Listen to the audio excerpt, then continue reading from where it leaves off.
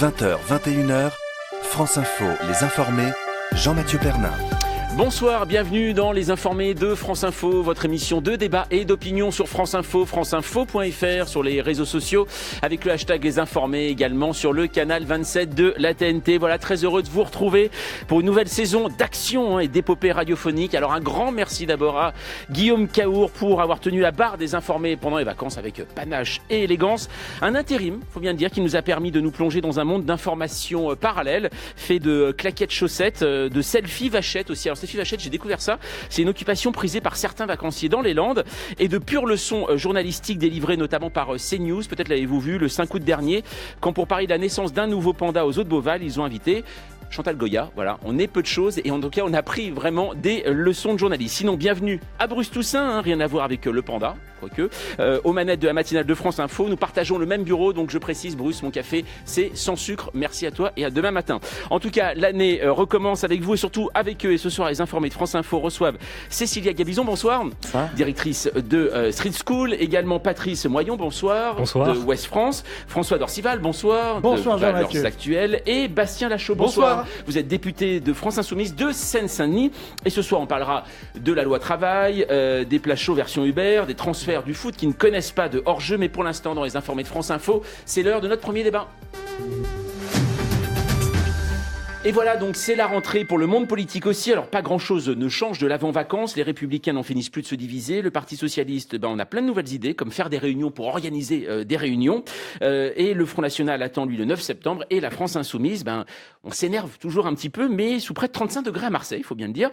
Et le gouvernement, lui, il est rentré aujourd'hui par un petit séminaire super sympa. Mais la baisse récente dans les sondages du président de la République ne rassure pas du tout l'opposition. Le sénateur, les Républicains, Roger Karoutchi, et le président du groupe socialiste, Olivier Faure. Retour sur terre brutal et qu'il va falloir que le gouvernement prouve ses capacités, prouve qu'il est capable de faire des réformes et soit suivi. Ça ressemble à des gens qui se réveillent avec la gueule de bois et après avoir pensé qu'il leur suffirait de s'aligner tous derrière Jupiter pour pouvoir voir la mer s'ouvrir sous leurs pas, ils se rendent compte que effectivement les choses ne sont pas si simples. Voilà, Roger Karoutchi et Olivier Faure. François Dorcival, on le sait, une rentrée politique, ça ne se passe jamais comme prévu. Là, on a vu hier dans le JDD que le président de la République perdait 14 points dans les sondages. C'est quoi? C'est 40% d'opinion favorable. C'est un léger trou d'air, comme on dit, où ça se confirme pour lui depuis le mois de juillet. C'est ce qu'il n'avait pas prévu. Puisque, effectivement, il a perdu 24 points entre le mois de juillet et le mois d'août dans la même gamme de sondages, parce que ce qui est intéressant, c'est que tous les sondages vous disent la même chose. Tous les baromètres. Et donc, effectivement, c'est une mauvaise rentrée, d'abord pour lui et le gouvernement. Et on le voit quoi?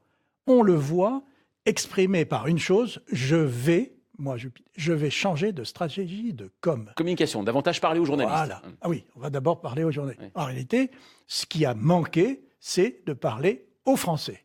Et ça, c'est ce qui, évidemment, en dehors du contenu même d'une politique, exprime la difficulté dans laquelle il se trouve. Bastien Chaud, comment vous l'interprétez justement cette baisse de popularité finalement? Est-ce que c'est comme n'importe quel autre président qui a baissé après son élection? C'est la confirmation du fait que Emmanuel Macron a été élu par défaut. Parce que les Français ne voulaient pas de Marine Le Pen, donc ils ont voté pour ce qui restait, c'est-à-dire Emmanuel Macron.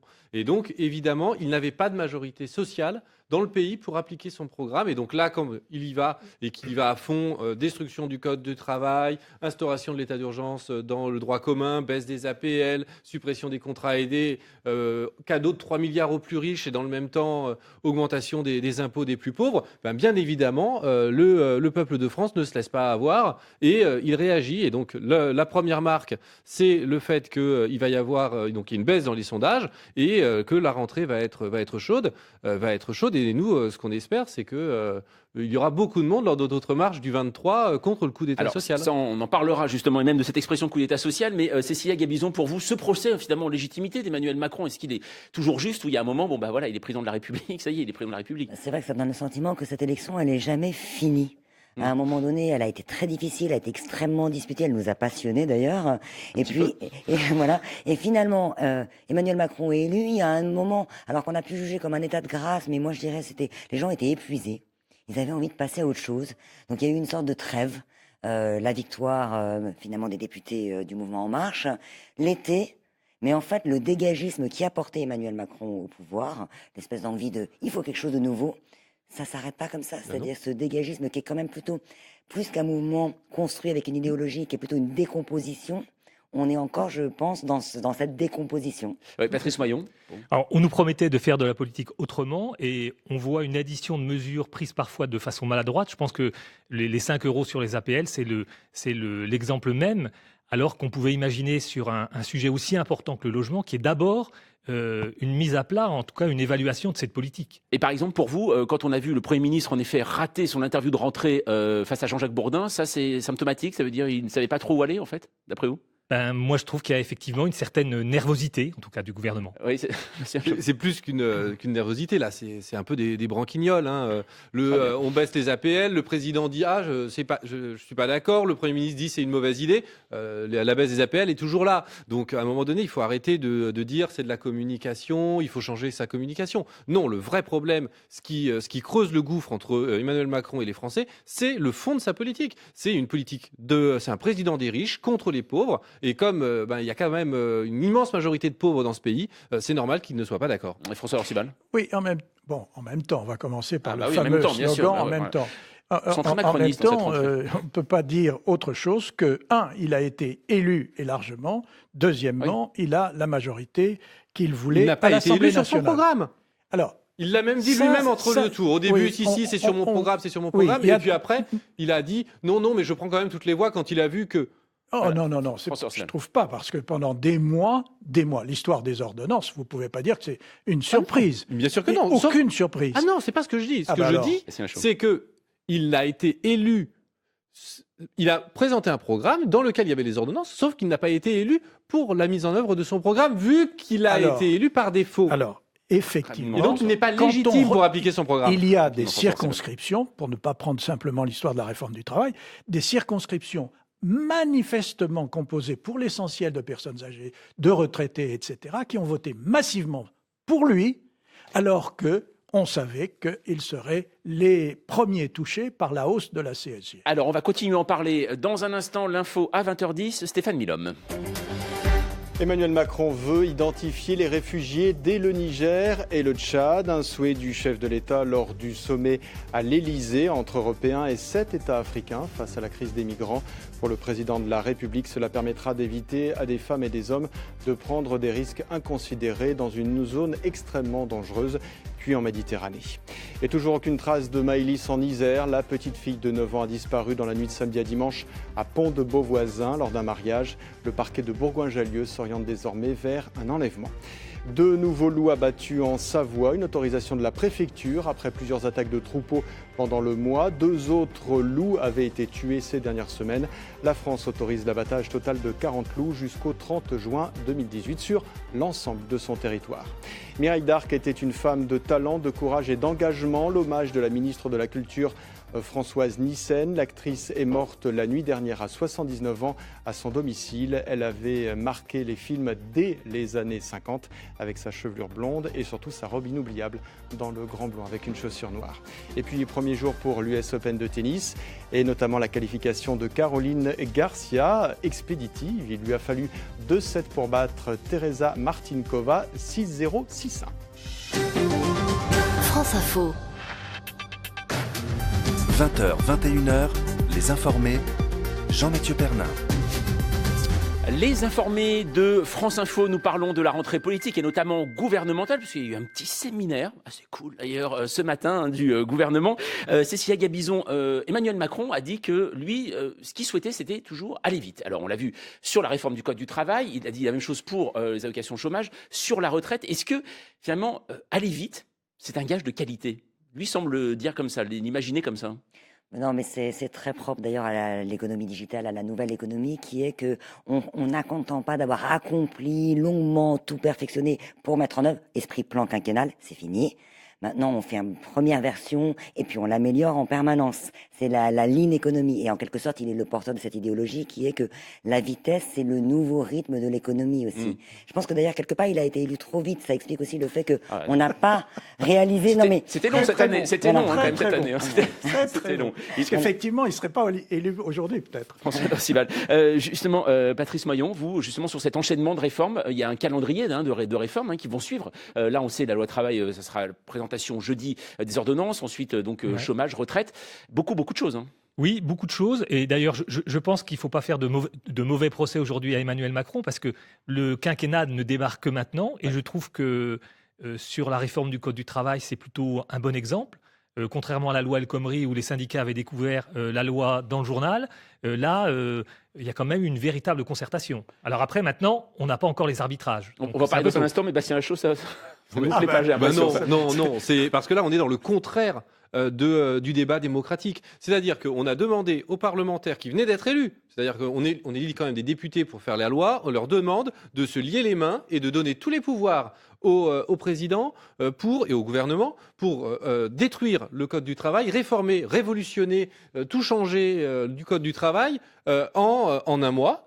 Alors que, c'est simple, où on fait un nouveau Code du travail en un mois, donc pour le 31 août, mais c'est pas vrai que quand on a voté la loi fin juillet, le gouvernement ne savait pas ce qu'il allait mettre dedans. Donc, c'est-à-dire qu'on a nié tout débat démocratique parce que ce n'est pas vrai que le Code du travail ne concerne que les syndicats. Il concerne les syndicats, mais c'est un code qui impacte toute la vie de la société, y compris des gens qui ne sont pas des salariés, la famille des salariés, etc. Donc, c'est les 40 millions de Français qui sont concernés par ça. Et donc, c'est quand même normal que la représentation nationale ait son mot à dire. Et ça n'a pas été le cas. Patrice Moyon, vous voulez réagir. De là à parler de coup d'État social... Alors justement, on va en parler dans un instant de ça, mais juste quand même une dernière chose. Après, on parle du Code du travail.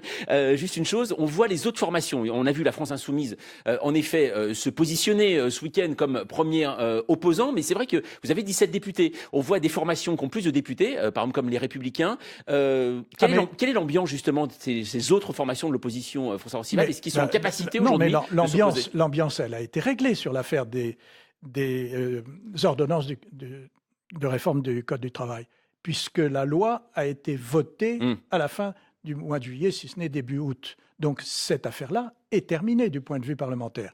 La réponse à notre député, c'est de dire que tout de même, s'il ne s'agit pas d'un débat démocratique, qu'est-ce que c'est que le débat démocratique? Ça consiste à faire durer la discussion d'une loi pendant une année, c'est-à-dire à ne rien faire. Pourquoi pas? Ce sont nos institutions qui prévoient ça. Mais non, mais si, monsieur. Mais pas du tout. Mais la preuve, c'est que les institutions prévoient aussi ce qui a été fait, une loi d'habilitation et des ordonnances. Tout à fait, c'est pour ça que nous avons des institutions qui ne sont pas forcément démocratiques. Ah non, c'est le problème de la Ve République. Ah oui, dans un cas, elles sont démocratiques pour faire durer pendant des années, parce que c'est pour ça, évidemment, que Emmanuel Mais pourquoi a-t-on peur de faire durer? Mais non, Bastien, parce qu'on n'aboutit à rien. C'est vrai qu'on la loi El Khomri, on a abouti à rien. Bon, vous trouvez que c'est la révolution, la loi El Khomri? Ah non, c'est la réaction. Il a fallu recommencer avec les réformes par ordonnance. Bastien Lachaud, est-ce que finalement ces ordonnances, à un moment dans l'histoire, c'est vrai qu'aujourd'hui Emmanuel Macron n'est pas le premier à les utiliser. Par exemple, Pierre Mauroy les utilise pour faire passer les 39 heures. À ce moment-là, est-ce qu'elles sont bonnes ces ordonnances? Naturellement, oui. Attendez. Non, la réforme est bonne, mais la méthode ne l'est pas forcément. Ouais. Donc il faut laisser le temps du débat parlementaire, c'est impératif. Ouais. C'est comme ça que l'on mature les choses. Sinon, il faut reprendre nos institutions. Pourquoi on a un Sénat? On a un Sénat parce que justement, c'est ce qui doit tempérer la rapidité, de faire des choix trop rapides, trop impulsifs. C'est l'intérêt du Sénat. Donc si on va gouverner par ordonnance, si on veut accélérer le processus, on supprime le Sénat et on fait un régime unicaméral. Pourquoi pas? Faisons-le, mais dans ces cas-là, on réforme l'ensemble des institutions. Cécilia Gabizon. Mais moi, je vois des vertus à la vitesse. Oui, finalement. Voilà. Non, je vois des vertus à la vitesse. Dans le sens où, bien sûr, il y a deux choses. La vitesse de décision peut être intéressante parce que finalement, ça peut être une vitesse de proposition. On crée un élan. Parce qu'il n'y a pas de solution dans l'absolu qui va aujourd'hui recueillir le consensus des Français. Ni des parlementaires, ni des Français. On va en parler sur la loi travail. Oui. Mais qui est partisan de la réforme du Code du travail? Est-ce qu'il y a quelqu'un qui peut dire « je suis partisan » et dire exactement ce qu'il voudrait? C'est une matière qui va se travailler dans le temps. Mais en ce moment, il faut créer un élan. La France, quelque part, a besoin d'un élan. Par contre, il y a du temps long qui est du temps pour travailler avec les gens et la société sur l'élaboration ensuite de la mise en œuvre. Comment on met en œuvre tout ça. Mais aujourd'hui, le temps de la dispute, le temps long de la dispute, le temps long de l'entrave parlementaire, moi je trouve qu'on a besoin au contraire c'est le temps long de Bastien Lachaud. Allez-y. C'est le temps long de la concertation, c'est le temps long de l'élaboration en commun. Vous dites, il faut aller vite. Ok, on applique les réformes d'Emmanuel Macron et après on discute de comment on les applique. Ben non, parce que là, les ordonnances, elles sont applicables le jour où elles sont signées. C'est-à-dire qu'elles seront dès le 25 septembre. Dès le 25 septembre, elles sont applicables, sans que le Parlement ait revenu, sans qu'on en ait discuté, sans que personne. Il ne faut pas confondre vitesse et précipitation, madame. Oui, Patrice Moyon. Moi, ce que j'observe, c'est que pour l'instant, les principaux acteurs concernés, c'est-à-dire les organisations syndicales, sont quand même relativement modérés dans leur réaction, qu'elles expliquent qu'on les a réellement écoutés. Donc Alors, il y a une concertation. En même temps, juste, c'est vrai, il y a très peu de pages qui sont montrées. En même temps, on dit une trentaine sur 200. Pas le droit de faire des photocopies, par exemple. Je dis n'importe quoi, prendre des photos. Donc, des choses quand même importantes pour montrer. Et on sait, eux-mêmes le disent, les syndicats, qui finalement, ils n'ont pas eu le droit de voir sur les principaux axes les points les plus importants. Ça, c'est une belle concertation. Patrice Moyon. Oui, mais ce que j'entends, moi, c'est que le texte n'était pas préécrit, qu'il y a un certain nombre de choses qui ont bougé. Et ce qui me semble intéressant, c'est de renvoyer quand même les acteurs à leurs responsabilités. Parce qu'on est dans un pays où on essaie de tout faire par la loi. Or, on voit bien qu'à force de tout vouloir faire passer par la loi, on arrive à un système qui est bloqué. Bastien Chaud. Mais non, c'est totalement faux. Le principe de la loi, c'est ce qui nous unit. C'est la loi qui fait que nous sommes capables de vivre ensemble parce que c'est ce qui organise la société, c'est ce qui organise le fait que nous vivions tous ensemble et que nous respections une norme. Donc si on supprime la loi, c'est la liberté de tous et donc la liberté de personne, si ce n'est celle du plus fort. Donc non, il faut rétablir la loi et de toute manière, la loi, on n'a jamais empêché les salariés et les entreprises de discuter entre eux et d'appliquer des conventions collectives à la seule condition que les accords d'entreprise ou de branche soient en faveur des salariés. Cécilia Gabizon. Est-ce si scandaleux? Cécilia Gabizon. Non, mais justement, là, on discute déjà de la loi travail, en quelque sorte. Oui, c'est ça. Voilà. Oui, bien sûr, on va y aller. La loi sur la réforme du Code du travail, bien sûr, on peut la discuter, la critiquer. Ce que je veux dire, c'est que aujourd'hui, finalement, on n'arrivera pas à déposer. Les positions de consensus sont des positions conservatrices, c'est-à-dire de dire, on reste là où on est. Alors justement, on va continuer à parler et on va commencer, puisque vous avez déjà entamé la discussion, Cécilia, de la loi travail, enfin de la réforme surtout du Code du travail, dont les ordonnances seront présentées jeudi prochain. Dans un instant, l'info à 20h20, Stéphane Milhomme. Nous sommes au cœur des turbulences. Le pire serait de ne rien faire. Le constat de Christophe Castaner sur France Info. Après le séminaire de rentrée ce matin, le porte-parole du gouvernement considère que la France a besoin de transformations profondes. Les ordonnances réformant le Code du travail seront présentées en Conseil des ministres le 22 septembre. La Louisiane à son tour en état d'urgence. Les eaux continuent de monter au Texas. Des inondations causées par la tempête Harvey. Elles ont déjà fait 3 morts. Les autorités s'attendent à devoir accueillir plus de 30 000 personnes dans les différents centres d'urgence. Les négociations sur le Brexit entrent dans le dur, à commencer par la facture que le Royaume-Uni devra verser à l'Europe pour divorcer. David Davis, le ministre britannique en charge de cette sortie de l'Union européenne, a rendez-vous ce soir avec Michel Barnier, le négociateur pour Bruxelles. Le PSG a dépensé plus de 400 millions d'euros pour son mercato. Après Alves, après Neymar, Kylian Mbappé est le troisième prêt à rejoindre les rangs des footballeurs parisiens. Un transfert de 180 millions d'euros de Monaco pour ce jeune attaquant international. Et puis Brigitte Bardot pleure sa petite sœur au cinéma. Mireille Darc est morte la nuit dernière à 79 ans. Elle restera associée au film de Lautner avec les mots de Michel Audiard. France Info. 20h, 21h, les informés, Jean-Mathieu Pernin. Les informés de France Info avec ce soir Cécilia Gabizon de la Street School, Patrice Moyon de Ouest France, François Dorcival de Valeurs Actuelles et Bastien Lachaud, député France Insoumise de Seine-Saint-Denis. Alors ce matin, en arrivant au séminaire gouvernemental, beaucoup de conseillers abordaient Édouard Philippe en lui demandant « Alors, prêt pour jeudi ?» Jeudi, mais qu'est-ce qu'il y a jeudi ? Édouard, jeudi, tu présentes le texte des ordonnances concernant la nouvelle loi travail ? Oh, vous êtes sûr, on n'avait pas dit que ça sera en décembre 2082 ? C'est toujours sur moi que ça tombe, ce truc. Jeudi, nous serons donc fixés, puisque ce sera la fin de la concertation. La présentation officielle du fameux texte, ça y est, est rentrée en vigueur donc dès le 25 septembre. Hier, Jean-Luc Mélenchon a parlé de coup d'État social et le Premier ministre s'est défendu ce matin en évoquant les passions sud-américaines du leader de la France Insoumise, Édouard Philippe. Comment voulez-vous, dans ces conditions, être crédible lorsque vous dites aux Français « il s'agit d'un coup d'État ». Je peux comprendre le romantisme échevelé. Je peux comprendre la fascination vénézuélienne. Mais je voudrais quand même dire clairement aux Français, il n'y a rien d'antidémocratique dans cette réforme que nous préparons. Et je trouve encore une fois curieux d'utiliser des termes aussi violents et aussi éloignés du débat public et du débat démocratique pour la désigner. Voilà, le Premier ministre Édouard Philippe. Alors, c'est la chose, forcément, ce terme, coup d'État social, est-ce qu'il n'est pas un peu violent, un peu exagéré par rapport à ce qui est en train de se passer ? Non, il n'est pas exagéré. Il décrit la gravité de ce qui est en train de se passer dans ce pays. On a un président qui s'arroge de plus en plus de pouvoir, un exécutif qui rabaisse en permanence les droits des parlementaires et qui décide de révolutionner la vie des Français par ordonnance, c'est-à-dire en niant le droit des parlementaires de voter, de discuter, d'échanger, en réduisant le dialogue social à quelques échanges au cours du mois d'août. C'est vrai que un coup d'État n'est pas prévu par la Constitution. Tout ce que fait Emmanuel Macron est prévu par la Constitution. C'est légal ce qu'il fait.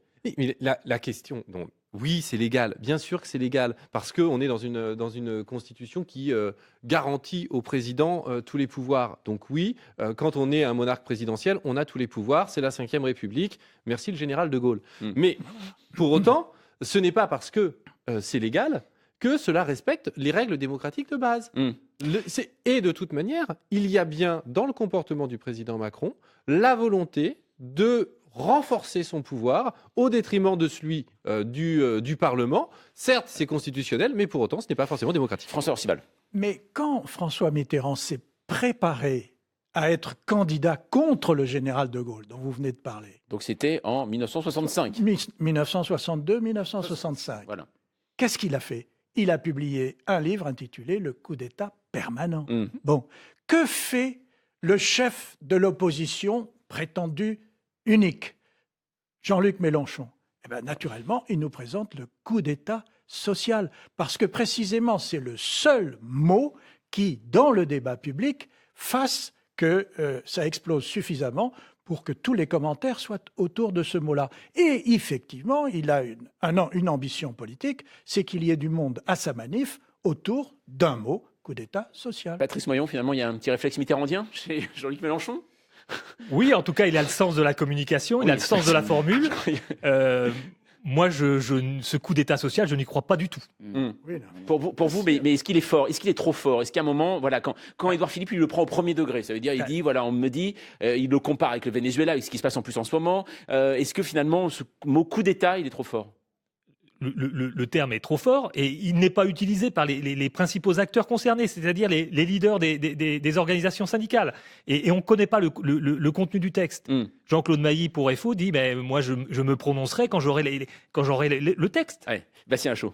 C'est bien là le problème. C'est-à-dire que nous savons un texte qui va s'appliquer dans moins d'un mois et personne, à part le gouvernement, ne sait ce qu'il y a dedans. Est-ce que c'est vraiment démocratique ? Est-ce que c'est comme ça que, dans une grande démocratie comme la nôtre, comme dans la 5e puissance économique du monde, on doit gérer la vie de 60 millions de personnes qui va être bouleversée par ces changements ? Non. Donc non, ce n'est pas démocratique. Oui, c'est un coup d'État. Oui, il faut que les gens se mobilisent massivement le 23 septembre dans la rue, tout le monde, pour dire à Emmanuel Macron qu'il faut qu'il arrête de vouloir appliquer le programme pour lequel il n'a pas été élu. Alors, non, on ne peut pas dire ça. Mais si. Mais non, écoutez, il a été... Pardon. Allez-y, terminez, François. Mais il a vraiment été élu pour ça. Il l'a répété à chacun. Il a été élu au premier tour avec 16% des inscrits. Comment dites-vous ça ? Non. Si, 16% des inscrits. Alors, et Mélenchon avait combien par rapport aux inscrits ? 15.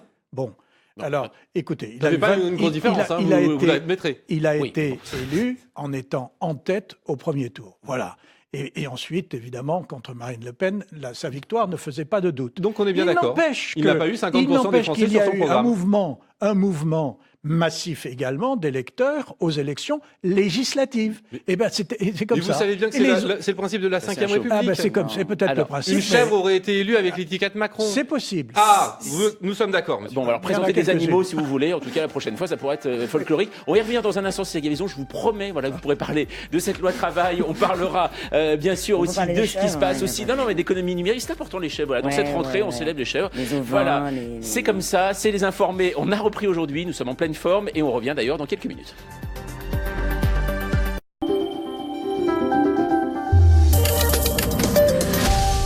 Le 7 septembre, Emmanuel Krivine, le nouveau directeur musical de l'Orchestre national de France, inaugure la saison de l'Auditorium de Radio France. Au programme de cette soirée, les 4 derniers leaders de Strauss, chantés par Anne Petersen, la Symphonie de Franck et la Passacaille opus 1 de Webern.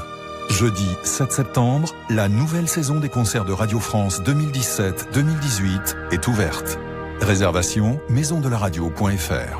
Retrouvez Emmanuel Krivine le 7 septembre sur France Musique. Les éditions Radio France présentent La Fontaine, une école buissonnière, le nouveau livre d'Éric Orsena. Depuis l'enfance, il est notre ami, et les animaux de ses fables notre famille. Mais que savons-nous vraiment de La Fontaine ? Dans ce livre, Éric Orsena dresse le portrait d'un poète libre et insoumis. Vous allez voir comme La Fontaine ressemble à la vie. Mi-fable, mi-conte, gravement coquine. La Fontaine, une école buissonnière d'Éric Orsena, une coédition France Inter.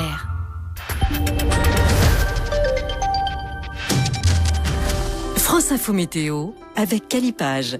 Toute la papeterie et toutes les fournitures scolaires.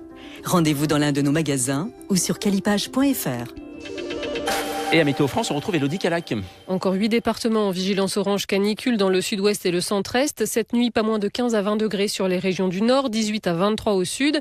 L'après-midi, les fortes chaleurs remonteront vers le centre, vers l'est. 37 degrés attendus à Clermont-Ferrand, 36 à Tours, Nevers, Limoges et Valence, 35 à Toulouse, 34 à Nantes. Il fera 33 degrés à Rouen, Paris, Nancy, Marseille, 26 du côté de Cherbourg et de Biarritz, 22 à Brest. Côté ciel, du très beau temps, de la Normandie et du nord vers le nord-est, le centre, la Côte d'Azur et la Corse, plein soleil. Sur le sud-ouest, ce sera un peu plus voilé dès le matin avec une averse possible sur les Pyrénées. L'après-midi, le voile nuageux gagnera la Bretagne avec parfois une ondée, des orages pour les Pyrénées et ça deviendra bien nuageux sur le nord-ouest de la Bretagne l'après-midi. Annonce d'une dégradation pour mercredi. France Info. Ouvrez l'info.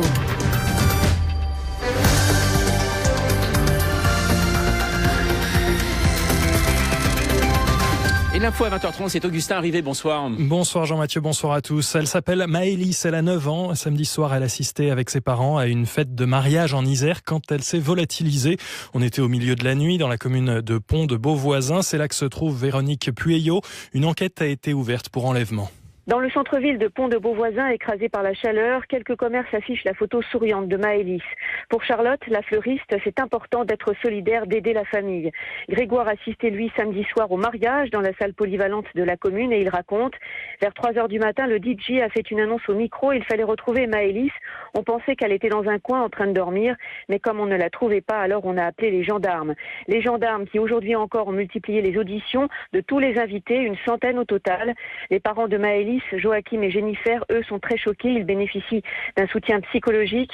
Ils étaient venus de Mignot-Villard, dans le Jura, pour un moment de fête qui s'est transformé en cauchemar. Aucune piste n'est privilégiée ce soir, mais on sait que les chiens ont marqué l'odeur de Maëlys dans la salle polyvalente et sur le parking. Après, plus rien, comme si elle s'était volatilisée.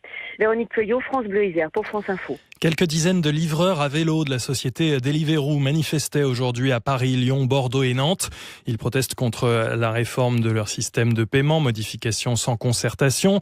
Une mobilisation finalement assez faible qui serait due à une clause de non-dénigrement dans leur contrat de travail. C'est ce qu'estime l'un des collectifs de coursiers.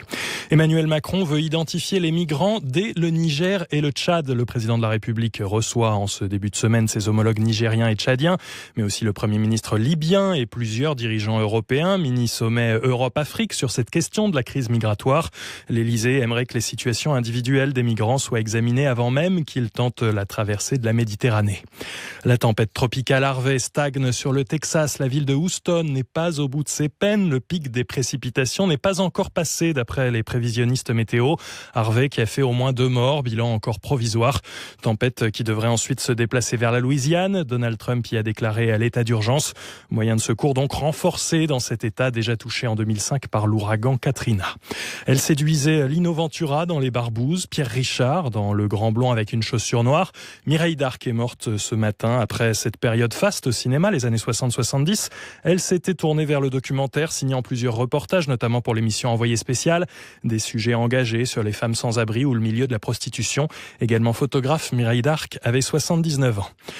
Joe Wilfried Tsonga, Benoît Paire et Pierre Hugerbert en ce moment sur les cours de l'US Open, première journée des internationaux de tennis. Tsonga et Paire mènent pour l'instant au score. Ça se passe moins bien pour Herbert qui a laissé filer le premier set. Un peu plus tôt, les 2 Françaises en lice se sont toutes les 2 qualifiées pour le second tour, à savoir Alizé Cornet et Caroline Garcia.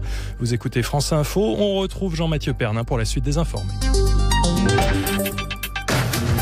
20h, 21h, les informés. Jean-Mathieu Pernin. Les informés de France Info, oui, parce qu'il faut le dire, Augustin Révé, on vous écoute bien sûr avec passion, mais il y a un grand débat historique en ce moment, voilà, qui s'est développé sur le plateau des informés. Nous, on va revenir finalement en 2017, on va parler de la loi travail. Vous le savez, eh bien, les ordonnances, seront présentées jeudi devant la presse avec Muriel Pénicaud et Édouard Philippe. Et ce soir, pour en parler, nous recevons Cécilia Gabizon de la Street School, Patrice Moyon de Ouest France, François Dorcival de Valeurs Actuelles et Bastien Lachaud, député France Insoumise de Seine-Saint-Denis. Alors, Cécilia Gabizon, je vous ai coupé dans votre élan tout à l'heure avant le journal. Finalement, aujourd'hui, on le voit qu'il y a en effet des syndicats qui seraient peut-être plus partants que la loi El Khomri. Pourtant, on le voit, ils ont eu accès à très peu de documents. Est-ce que le fait d'avoir accès à très peu de documents, est-ce que ça alimente pas quand même la suspicion sur ce qui peut se passer jeudi et l'annonce, cette grande annonce que l'on attend? Ouais, mais moi, j'y crois pas vraiment. Je pense qu'en fait, il y a eu plus de discussions que ça. Évidemment, là, ils préparent le terrain. Et pas simplement pendant l'été. Ils préparent le terrain dans la discussion. Ils ont discuté cet été, ils ont bien parlé de quelque chose. On en dit très peu de documents. Donc, je pense qu'en réalité, les discussions sont en train de se dérouler et qu'il y a des accords qui sont en train de se trouver. Et tant mieux.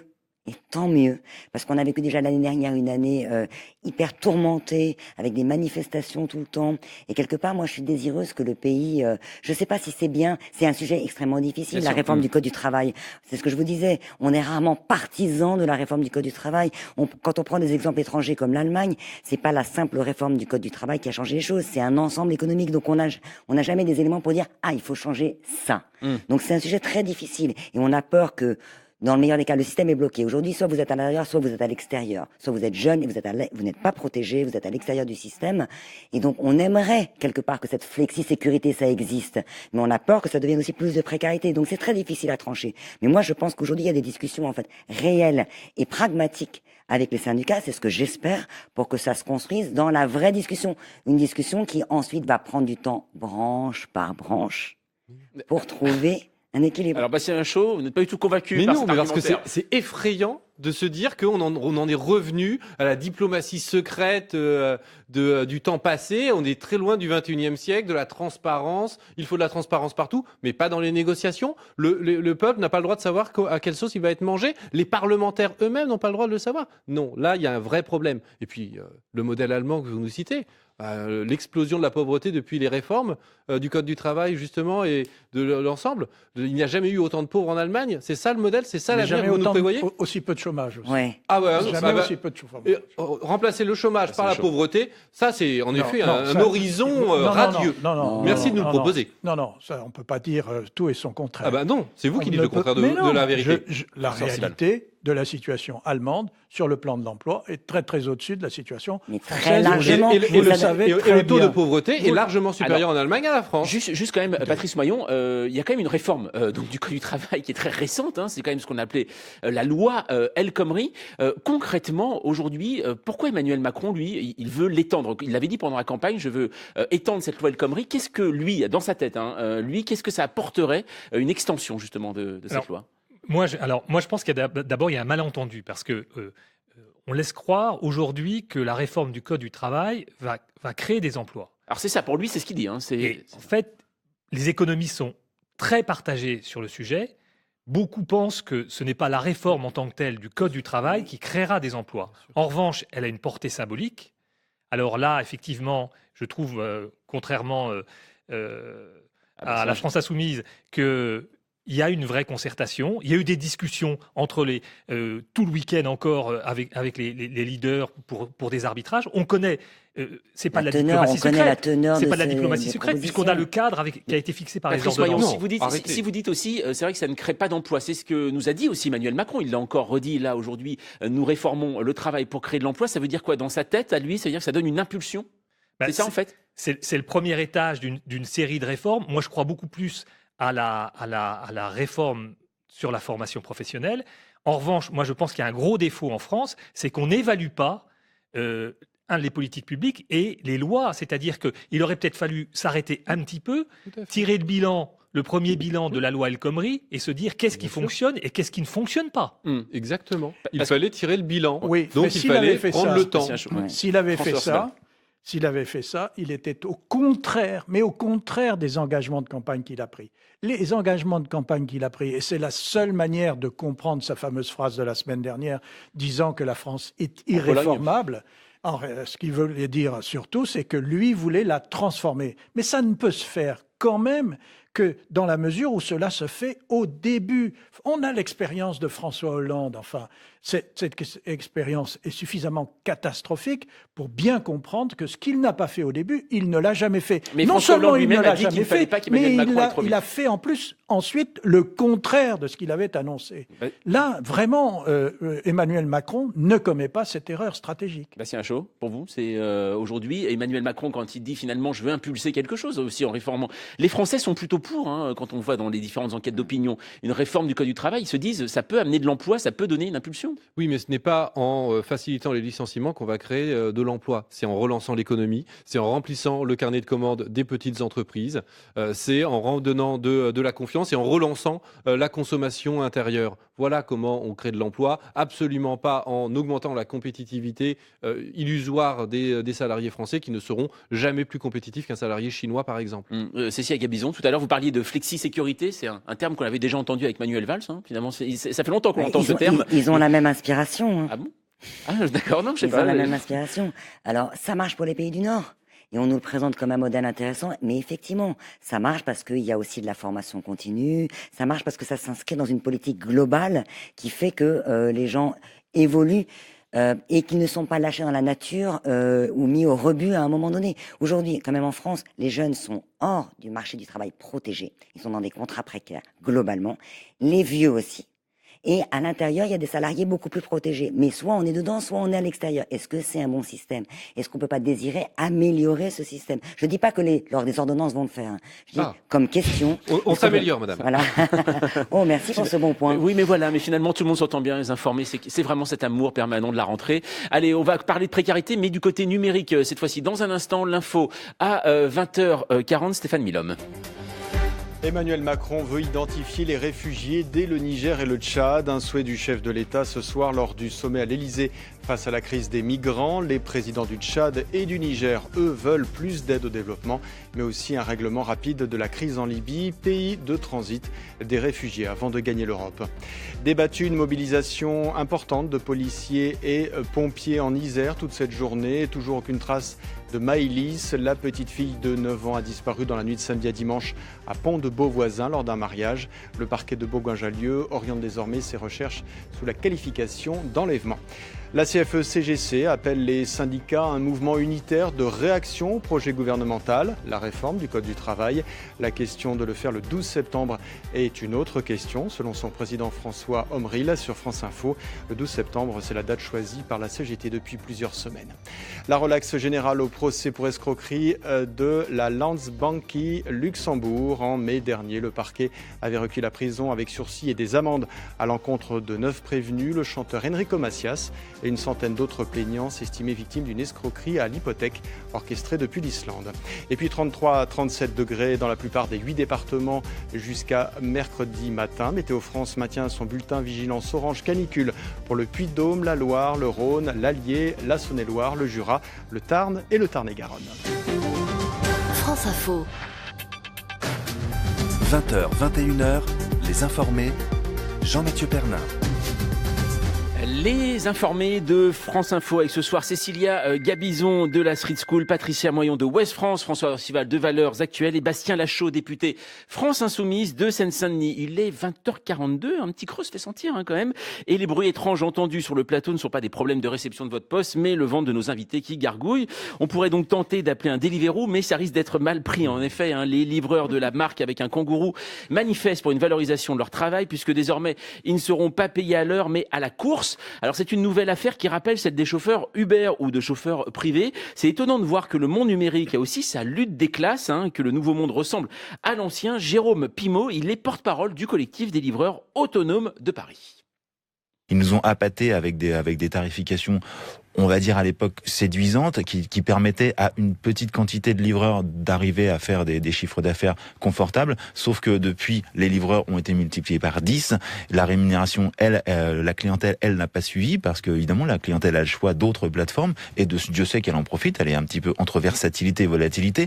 Donc en fin de compte, il y a de plus en plus de livreurs Deliveroo, mais les clients n'augmentent pas à cette échelle-là, ce qui fait qu'en fin de compte, les chiffres d'affaires par livreur se pètent la figure.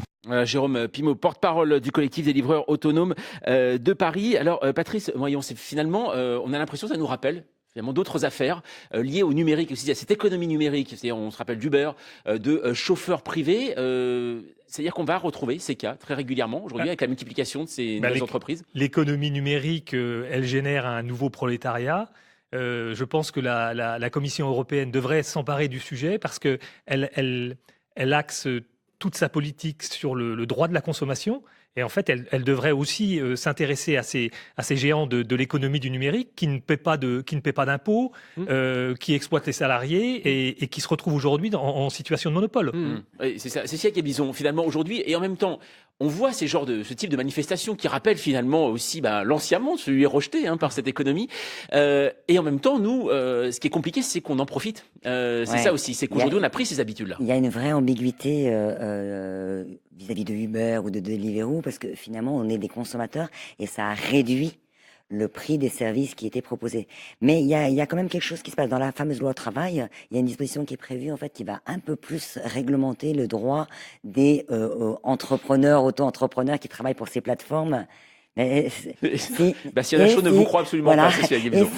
Et notamment parce qu'il y a quelque chose d'intéressant, c'est que là on l'entend pas dans l'extrait qu'on a entendu ce leader syndical, mais la plupart des chauffeurs, des livreurs, des Deliveroo ne réclament pas d'être salariés. En fait, quelque part, il y avait parmi eux beaucoup de gens qui choisissent leur temps de travail, sont étudiants en même temps ou d'autres choses, et dans certains sens s'en tiraient ou pouvaient tirer profit de cette forme de répartition du nombre d'heures où ils choisissent comment ils travaillent. En revanche, s'ils ont un accident, c'est pour leurs pommes. Ils sont complètement lâchés dans la nature, alors qu'en fait, ils ont un employeur unique et ils sont entre les mains de cet employeur unique et des règles que cet employeur unique décide. Oui, non, mais là, c'est la précarisation ultime de la société. C'est l'ubérisation de la société. C'est le modèle que Macron veut généraliser et on voit bien que ça ne marche pas. Ça ne marche pas parce que ces personnes qui, à l'origine, étaient peut-être des étudiants comme complément de salaire, mais aujourd'hui, ce sont des gens qui font ça à temps plein. Qui sont donc les victimes de ces sociétés qui ne payent pas leurs impôts en Europe et qui, en ne les déclarant pas salariés, fraudent l'URSSAF. D'ailleurs, l'URSSAF mène une bataille contre Uber pour récupérer 5 millions d'euros.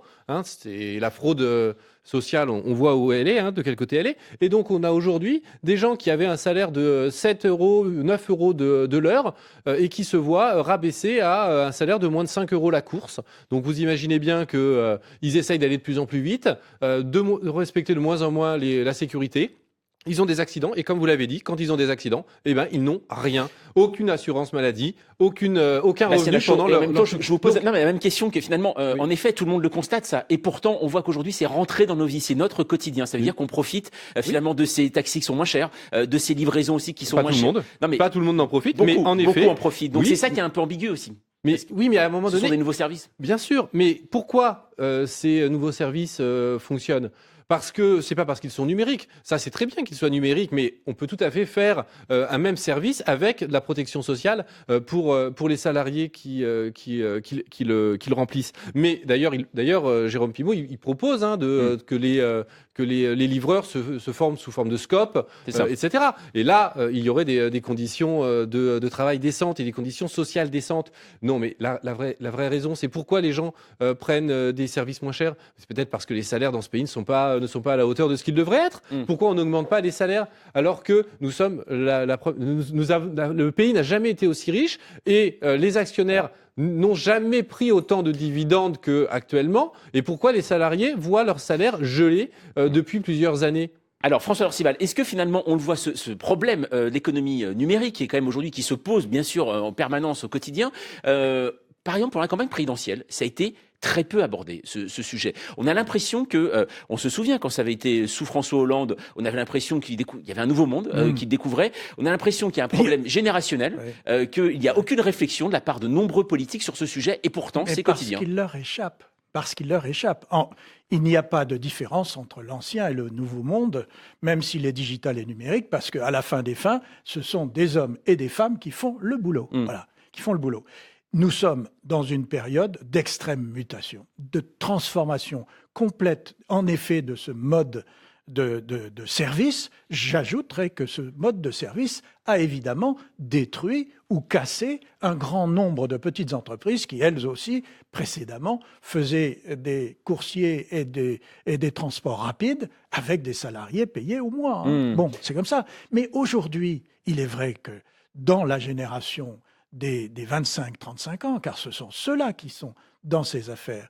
Cette génération-là, elle veut de l'auto-entrepreneuriat, elle veut de la liberté. La contrepartie de la liberté, c'est ce qui leur arrive. Non, ils veulent un salaire. Ils veulent un salaire, et aujourd'hui, comme personne ne recrute...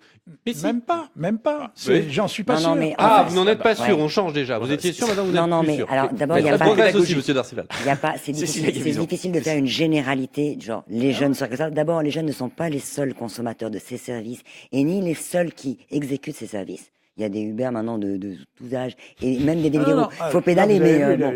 Voilà. Mais et d'autre part, pour les jeunes, c'est vrai que c'est une époque. Alors, c'est pas le digital en soi. C'est une époque de mutation extrême des usages, et le digital a permis, à un moment donné, de faire ces fameuses plateformes, et c'est-à-dire de rendre chacun, au lieu de regrouper les gens pour les faire travailler, ce qui les regroupe, c'est quelque chose de dématérialisé. Donc ils sont chacun dans leur coin, en fait. Et quelque part, ils sont chacun isolés. Voilà. Ils sont chacun isolés. Mais en revanche, bien sûr, moi, pendant longtemps, j'ai défendu Uber, parce que ça a amené plein de gens qui étaient hors du marché du travail. Ça leur a permis de trouver un boulot, de bosser, de pas être coincés dans leur quartier, et pas que dans les quartiers d'ailleurs. Et Deliveroo, probablement la même chose. C'est-à-dire que dans une fluidité du marché du travail qu'il n'y a pas, ces services-là ont amené à un moment donné la possibilité de trouver quelque chose. Voilà. Ensuite, maintenant, le droit court après les usages. Le droit, la fiscalité court après les usages, et on va arriver, je pense, vous connaissez mon optimisme, à une régulation de cette nouvelle économie. Bastien Lachaud, vous vouliez... Moi, je ne crois pas au fait que le marché s'autorégule si la loi ne vient pas régler tout ça. Mais là...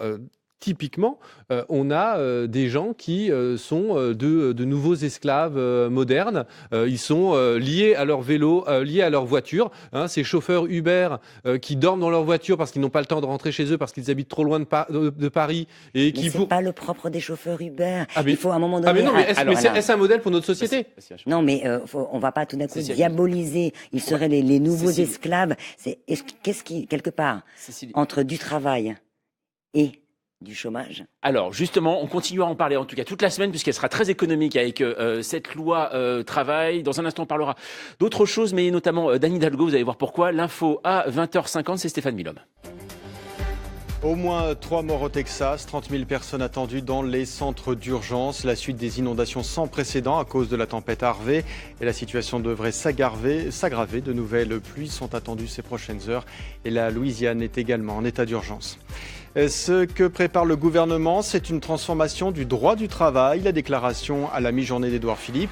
Le Premier ministre souligne que cette réforme sera discutée, pensée et nécessaire. Le texte en cours d'élaboration est pour lui nécessaire pour le développement de l'économie française. Face au Brexit, Michel Barnier se dit préoccupé. Il exhorte les Britanniques à négocier sérieusement. Le négociateur européen a rendez-vous ce soir avec David Davis, le ministre britannique en charge de cette sortie de l'Union européenne. Et parmi les négociations jusqu'à jeudi, la question de la facture que le Royaume-Uni devra verser à l'Europe pour divorcer. Après Alves, après Neymar, Kylian Mbappé, le troisième à rejoindre cette fin d'été les rangs du PSG. Le club parisien casse une nouvelle fois cette tirelire avec ce transfert attendu de 180 millions d'euros de Monaco pour le jeune attaquant international. Il devrait passer sa visite médicale demain. Et puis Pierre Richard, très ému après la disparition de l'actrice Mireille Darc sur Twitter. Le grand blond se dit abattu. Mireille Darc est morte la nuit dernière. Elle était âgée de 79 ans. France Info. 20h, 21h, les informés, Jean-Mathieu Pernin. Les informés de France Info, il nous reste peu de temps, mais juste pour entendre un son, puisqu'on le sait, depuis le début, c'est la rentrée, c'est normal. Les informés de France Info sont rentrés. Peut-être que vous allez inscrire vos enfants à une activité sportive. Le choix facile, c'est le football. En tout cas, le foot, c'est bien. Surtout, l'équipement est assez simple, puisque maintenant, il se compose d'une calculette et d'un abonnement aux Échos. Alors, les plus fous n'hésiteront pas à se plonger dans les pages Chaumont du Figaro. On a vu des chiffres affolants, en tout cas cet été, 222 millions Neymar, 180 millions d'euros, en effet, pour Kylian Mbappé. Ça, c'est le Paris Saint-Germain. Et ce matin, Anne Hidalgo était notre invitée aux côtés de Jean-Michel Apathy et il lui a posé cette question justement, à savoir ce qu'elle pensait de ces sommes folles.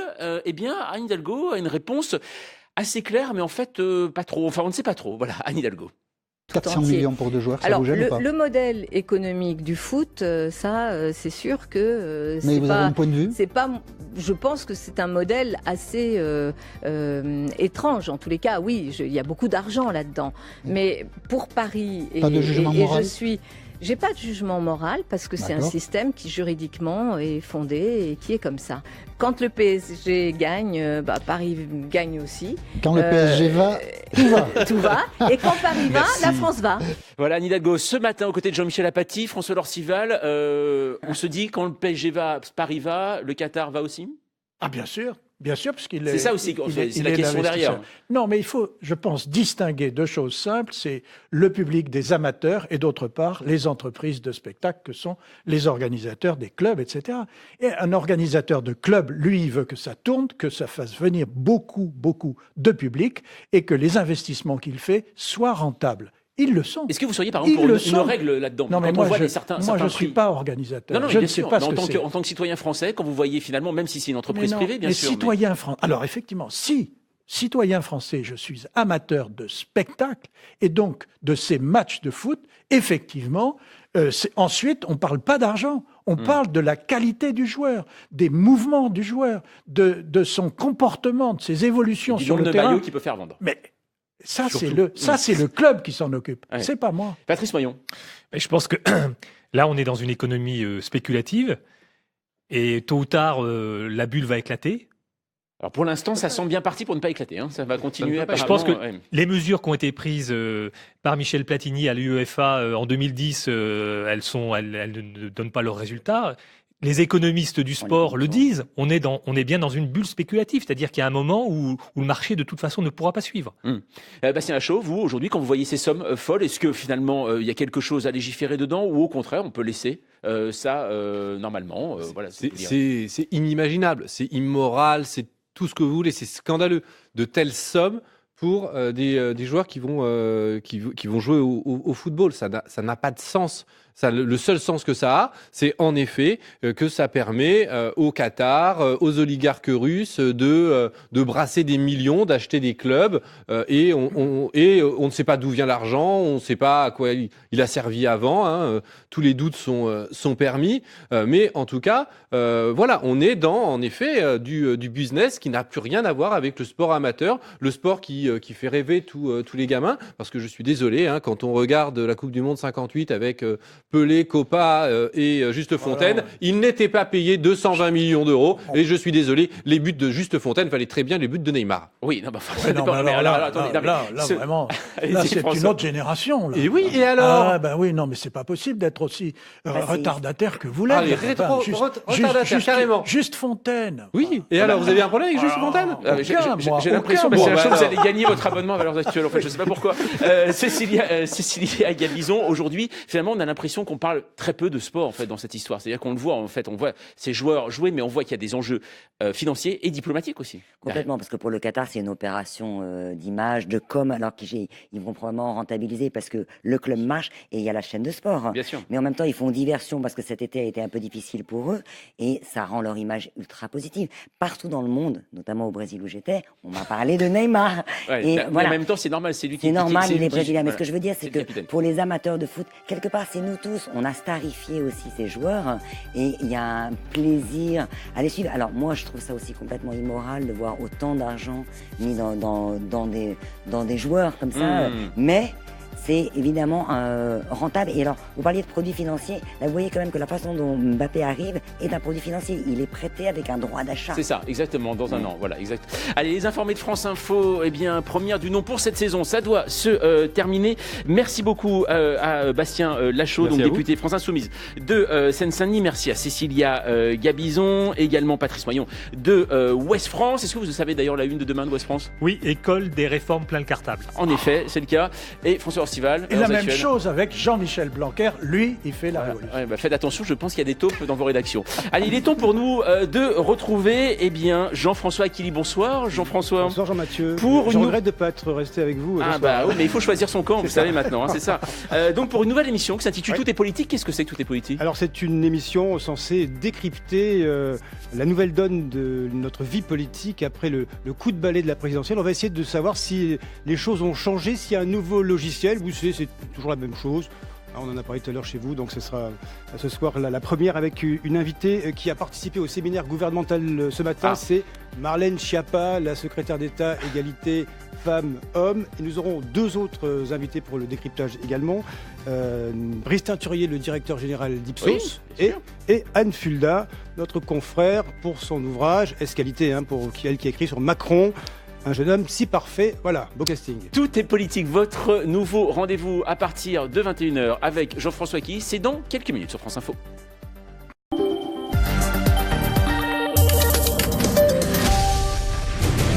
Après le succès d'une saison au zoo, France 4 présente une saison au Puy du Fou. Les coulisses d'un spectacle historique, des métiers fascinants pour une immersion magique. Je vis à fond les ballons, je suis viking. Il y a 7000 personnes qui te regardent, il faut faire une belle course. Une saison au Puy du Fou, ce soir à 20h sur France 4. France Info Météo avec Calipage. Plus de 18 000 références de fournitures de bureau. Rendez-vous sur calipage.fr. Et à Météo France, on retrouve Élodie Calac. Encore très estival, demain du soleil pour pratiquement tout le monde, un peu voilé quand même sur un grand quart sud-ouest le matin jusqu'à la Bretagne l'après-midi avec quelques ondées, de l'orage pour les Pyrénées et un vent de sud assez sensible. Le vent se fera sentir aussi en vallée du Rhône, dans le domaine de l'Autan, de l'Aude jusqu'au midi toulousain. Le sud des Alpes aura droit lui aussi à un orage dans l'après-midi. Il fera souvent 18 à 21 degrés le matin jusqu'à 22 à Toulouse, 23 à Nice, seulement 15 à 18 près de la Manche dans le nord-est. L'après-midi, comptez 23 degrés à Dinard, 29 à La Rochelle, à Nice, 32 à Lille et Colmar, 33 degrés à Paris, 36 à Blois, Lyon, Montélimar et 37 degrés à Clermont-Ferrand. France Info. Ouvrez l'info.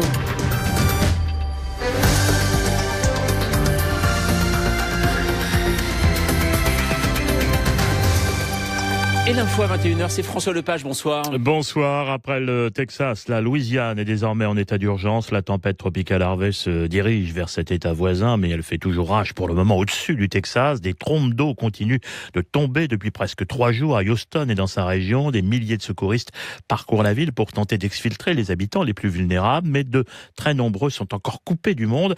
C'est le cas dans le quartier où se trouve l'envoyé spécial de France Info, Philippe Randet, bloqué lui aussi depuis samedi soir avec ses habitants dont certains sont à bout de nerfs. Je me demande comment mon cœur peut supporter ça. À bout de nerfs, Chanel observe la route devant elle, une route transformée en rivière avec plus de 60 cm d'eau.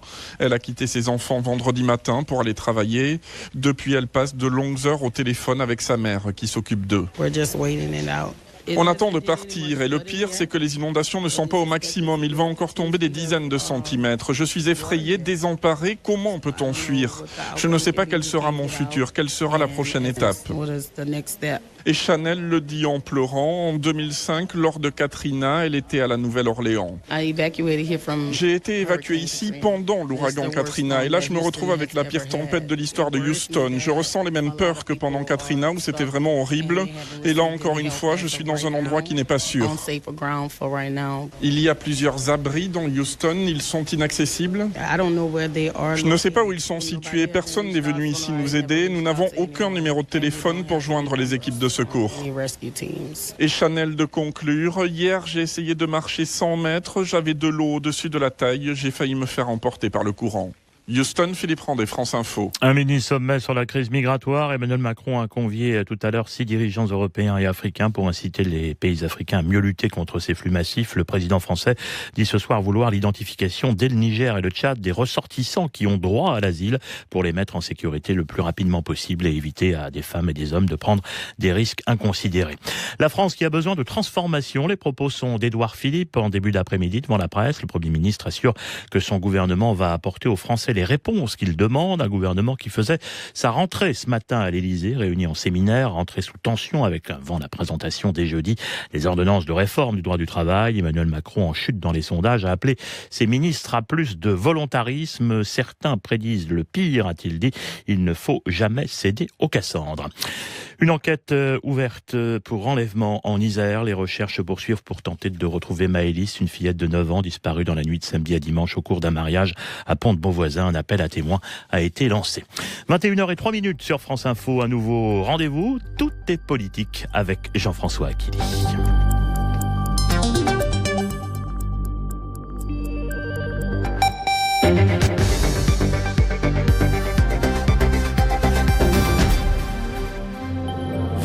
22h, tout est politique. Jean-François Aquili. Bonsoir et bienvenue dans la première édition de Tout est politique, votre nouveau rendez-vous sur France Info. Alors, tous les soirs de 21h à 22h à la radio et sur le canal 27 de la TNT, nous allons décrypter ensemble la nouvelle donne politique après le coup de balai de l'élection présidentielle. Et première de cordée, première invitée ce soir, il s'agit de Marlène Schiappa, la secrétaire d'État de l'égalité homme-femme. Bonsoir et bienvenue. Bonsoir, nous merci. allons décrypter avec vous la rentrée, compliquée d'Emmanuel Macron. Notez bien le déroulé de cette émission. À 21h30, notre séquence Les visiteurs du soir, c'est ceux qui réfléchissent à la vie politique, on va dire. Brice Teinturier, le directeur général d'Ipsos, nous rejoindra. Et à 21h45, notre parti pris, ce qui a retenu notre attention, nous recevrons Anne Fulda, journaliste au Figaro, auteur de Macron, un jeune homme si parfait aux éditions Plomb. Et nous débutons Tout est politique, et ce sera le cas tous les soirs, avec l'édito signé Gilles Bornstein. Voilà, bonsoir Gilles et bienvenue, installez-vous. Rentrez donc, on a dit, Gilles, compliqué pour Emmanuel Macron.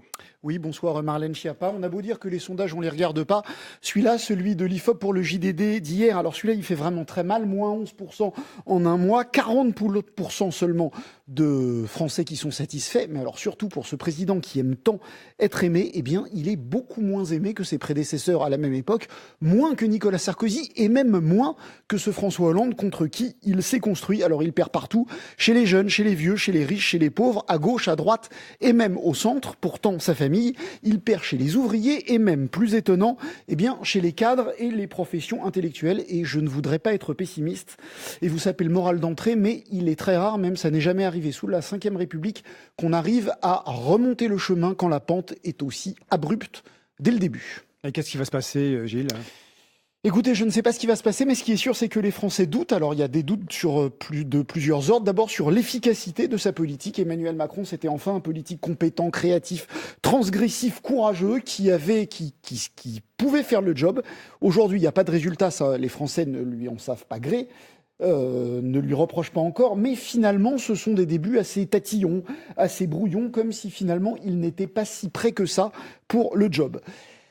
Il y avait aussi une espérance sur la justice. Et là aussi, il y a des doutes. Alors avec le gauche et droite, le mais en même temps, on se disait que c'était pas forcément la politique dont on avait envie, mais qu'au moins elle serait juste. Et là, force est de constater que pour l'instant, c'est plutôt une politique de droite qui fait le bien pour les riches, comme l'a titré Libération ce matin.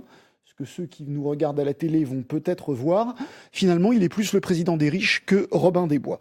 Et puis, enfin, il y a un manque d'ambition, il y a un doute sur cette ambition avec Emmanuel Jupiter Macron. Eh bien, on allait changer de dimension, comme le PSG avec Neymar. On allait réformer, transformer, révolutionner la France. Finalement, il y a des baisses de charges morcelées, des impôts étalés, des avancements reportés et finalement, jusqu'à présent, on est plus dans le super techno. Jusqu'à présent, on se rend compte qu'Emmanuel Macron joue un petit peu petit bras. Voilà, le décor est planté, c'est ce que l'on peut dire. Merci à vous, Gilles Bornstein. Vous nous revenez à tout à l'heure, à 21h20 pour votre droit de suite avec notre invitée dans Tout est politique, Marlène Schiappa, la secrétaire d'État à l'égalité femmes-hommes. Vous aurez l'occasion de lui répondre indirectement. Mais avant toute chose, avant d'évoquer cette rentrée du gouvernement, Marlène Schiappa, je voudrais évoquer vos propres chantiers également, que nous nous arrêtions un instant sur la disparition d'une grande dame du cinéma, Mireille Darc, décédée, on le sait, à l'âge de 79 ans, actrice populaire, Marlène Schiappa, réalisatrice engagée dans la cause des femmes. Qu'est-ce que évoque pour vous Mireille Darc, vous, la jeune ministre que vous êtes, je dirais, lointaine héritière de Françoise Giroud? Mais d'abord, vous l'avez dit, c'était aussi une réalisatrice pour les femmes. Mireille Darc, c'était une actrice, une artiste, et c'est pour cela qu'elle est notamment connue.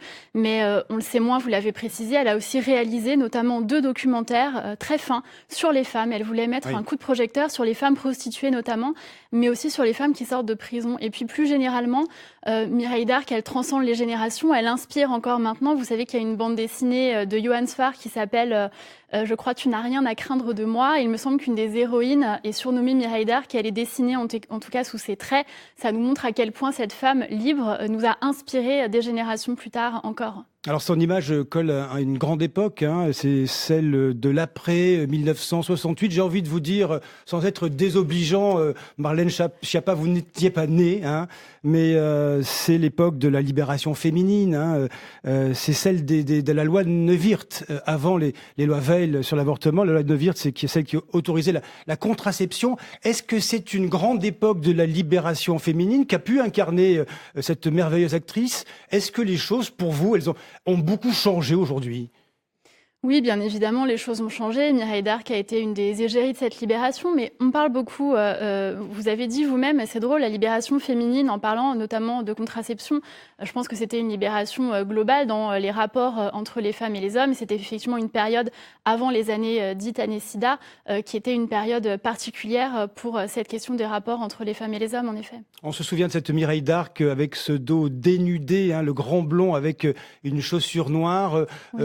Les messieurs la regardaient avec beaucoup de convoitise, mais pour les femmes, c'était aussi une façon de s'affirmer, de se dire libérée. Est-ce que les choses là-dessus ont aussi changé, pour ne pas dire régressé, Marlène Schiappa? C'est un vaste débat quasi philosophique que vous lancez là. Oui, sur certains sujets, les choses ont régressé. On note que les femmes sont parfois moins libres dans le monde, et notamment dans leur tenue vestimentaire. Vous l'avez montré, vous l'avez rappelé. Vous disiez que les hommes la regardaient avec convoitise. Moi, j'ai l'impression surtout que les hommes la regardaient comme leur égale. C'est-à-dire que c'était une actrice, une femme qui faisait rire, qui avait un talent, et que les hommes avaient envie de la regarder aussi comme une sœur et une collègue avant tout. Voilà, merci pour cet hommage mérité pour Mireille Darc, grande personne du cinéma français. On va maintenant évoquer la rentrée d'Emmanuel Macron, et tout de suite, après les titres de France Info, avec vous, Pierrick Bonneau. Jusqu'à 1,50 m de pluie par endroit, les autorités américaines s'apprêtent à accueillir plusieurs dizaines de milliers de personnes, près de 30 000, dans des centres d'évacuation. Inondations sans précédent après le passage de la tempête Harvey au Texas. De 30 à 50 comtés seraient impactés dans cet état du sud des États-Unis. Le président Donald Trump déclare ce soir l'état d'urgence en Louisiane. Le pays a besoin de transformation et les Français le savent. Propos signés Édouard Philippe tout à l'heure à l'issue d'un séminaire gouvernemental de rentrée à l'Elysée. Le Premier ministre a présenté les grands axes du travail gouvernemental pour les prochaines semaines, avec l'objectif de commencer à réparer, dit-il, en débutant par une transformation du droit du travail. Les investigations se poursuivent après la disparition de Maëlys en Isère, une fillette de 9 ans qui n'a pas donné signe de vie depuis la nuit de samedi à dimanche, disparue lors d'une fête de mariage. Le parquet de Bourgoin-Jallieu retient la qualification de l'enlèvement. Aucune piste n'est écartée pour l'instant, accidentelle ou criminelle. La mort du guitariste et cofondateur du groupe Elmer Footbeat, c'est une information de nos confrères de France Bleu Loire-Océan, alias Twistos, alias Vincent Lemoine, emporté par un cancer selon l'ancien manager du groupe Elmer Footbeat, groupe de rock alternatif né à Nantes, qui s'est fait connaître avec ce titre au début des années 90, la chanson Daniela. Et puis une bonne nouvelle pour tous ceux qui utilisent chaque jour la ligne la plus fréquentée d'Europe, la circulation des trains a repris sur le RER A qui traverse l'Île-de-France d'est en ouest. Après un mois de travaux, plus de 4 km de voies ont été renouvelées entre La Défense et Châtelet-Les Halles. France Info. 21h, 22h, tout est politique. Jean-François Aquili. Merci Pierrick, à tout à l'heure. La suite de Tout est politique sur France Info avec notre invitée Marlène Schiappa, la secrétaire d'État à l'égalité. Alors je lis mes fiches, femme, homme, parce qu'il faut le dire dans ce sens-là, il ne faut pas se tromper avec vous. Oui, je ne vous ai pas repris tout à l'heure pour ne pas faire une entrée en matière trop brutale, mais effectivement, ce n'est pas avec moi, c'est l'ordre institutionnel, c'est l'ordre alphabétique au demeurant. D'accord. Alors vous avez participé ce matin au séminaire gouvernemental de rentrée à l'Élysée autour d'Emmanuel Macron. Je vous propose d'écouter ce qu'a déclaré le chef de l'État, c'était en ouverture de ce séminaire. Certains prédisent le pire. Il ne faut jamais céder aux Cassandres. Certains peut-être même le souhaitent. Mais si nous sommes là, c'est pour faire avec détermination. Et donc ce sur quoi je veux que nous puissions aujourd'hui collectivement œuvrer et réfléchir, c'est justement que cette rentrée puisse répondre aux attentes de nos concitoyens. Marlène Schiappa, qui sont les Cassandres évoquées par Emmanuel Macron ? On pourrait dresser la liste ensemble, elle est assez longue. Je pense qu'il, non, mais sur le principe, de qui s'agit-il ? Sur le principe, je pense qu'il y a un certain nombre d'anciens responsables politiques qui appartiennent peut-être à ce qu'on appelle maintenant communément l'ancien monde, qui regrettent de ne pas être au pouvoir ou de ne plus y être, d'avoir été en quelque sorte l'ancien monde, vous dites. Chassés. Oui, l'ancien monde politique, les anciens responsables politiques. Il y a eu un raz-de-marée, La République En Marche aux élections législatives, ça ne vous aura pas échappé. Un vaste renouvellement en profondeur de la classe politique. C'est ce qui s'est passé au mois de mai, juin. Et absolument, mais le temps ils n'ont pas été élus pour un mois, ils ont été élus pour plusieurs années. Oui, et effectivement, il y a un certain nombre de Cassandres, comme l'a dit le président de la République, qui nous prédisent ou qui nous souhaitent un échec. Et moi, je trouve assez grave de souhaiter finalement l'échec de son pays. Pour bien comprendre les choses, vous ne mettez pas la presse, les médias dans le camp des Cassandres, ou vous n'osez pas dire les choses parce que ce serait politiquement incorrect ? Non, moi je pense que j'ai jamais fait partie des gens qui souhaitaient le dégagisme des médias, ni qui critiquaient les médias. Je crois très profondément... Allusion à Jean-Luc Mélenchon, aux Insoumis ? Non, allusion à qui voudra se sentir... je défends la liberté de la presse profondément, y compris quand elle ne va pas dans notre sens. Par exemple, en ce qui concerne la une de Charlie Hebdo récente, j'ai fait partie des gens qui ont dit très clairement qu'on ne peut pas être Charlie que quand ça nous arrange. La presse est un 5e pouvoir dans la démocratie. Elle est nécessaire et il faut la soutenir. Alors tout le monde sur le pont, qu'est-ce que ça signifie ? On avait bien compris au début de la présidence Macron que vous étiez prié peut-être de faire attention aux déclarations tous azimuts, intempestives dans les médias. Et maintenant, on a l'impression que ça y est, la com a changé, il faut aller dans les médias. Vous êtes là ce soir pour porter la belle parole gouvernementale. C'est ça l'idée ? Ça a changé ? Non, Jean-François Aquili, moi ça fait 3 fois que je viens sur votre plateau avec grand plaisir. Je ne pense pas qu'on puisse me reprocher d'avoir été trop discrète depuis ma nomination. Je pense que l'idée c'est de faire de la pédagogie peut-être de façon plus coordonnée et c'est pour cela que nous travaillons davantage ensemble, l'ensemble des membres du gouvernement autour du Premier ministre et du Président de la République pour donner à voir notre objectif de long terme. Notre objectif il est clair, c'est la transformation du pays. Mais sans trahir de secret parce que vous êtes certainement verrouillé dans votre parole, qu'est-ce qui s'est dit dans ce séminaire ? Vous êtes assise autour de la table, tous les ministres sont là. Qu'est-ce que c'est ? C'est un discours de combat, un discours de guerre ? Il faut redresser la barre parce que, je vous le rappelle, le sondage IFOP-JDD, 40% de satisfaits, c'est une dégringolade. On appelle ça dévissé. Alors d'abord, il n'y a pas de question de secret ni de verrouillage, mais ce qui se dit à l'Élysée reste à l'Élysée par principe. C'est une question de méthode de travail et de confiance entre le gouvernement. Bon, ça, maintenant, vous savez que nous avons échangé très largement. Le but, ce n'est pas d'être populaire. Je dirais que le président de la République et le gouvernement ont le courage d'assumer un certain nombre de réformes pour viser à la transformation profonde du pays. Une vraie transformation, par exemple, sur la politique du logement, qu'on refonde totalement, sur la politique publique du travail également.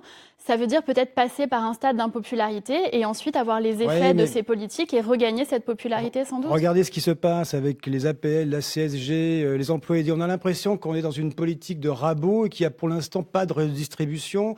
C'est un petit peu ça que les Français vous reprochent. 40%, vous n'avez pas commenté le sondage. Pour vous, ce n'est qu'un sondage, ça n'a pas d'importance? Non, ça a bien sûr de l'importance. Tout ce qui peut nous donner à tendre à comprendre l'opinion des Français a bien sûr énormément d'importance. Mais comme je vous l'ai dit, on ne gouverne pas pour être populaire. D'abord, on gouverne pour transformer, pour savoir vers quel cap et vers quelle direction on se tourne d'abord. Et ensuite, je ne peux pas vous laisser dire, vous m'aviez dit que j'aurais l'occasion de répondre tout à l'heure à Gilles Bornstein. Je ne suis absolument pas d'accord, bien évidemment, pour dire que Emmanuel Macron serait le président des riches. Je pense que c'est non seulement caricatural, mais faux. Nous allons vers l'augmentation du minimum vieillesse, par exemple, vers l'augmentation de l'allocation adulte handicapé, vers la suppression des cotisations sociales, pour la diminution du moins pour les personnes au SMIC, ce qui donne plus de pouvoir d'achat. La même chose pour la suppression de la taxe d'habitation.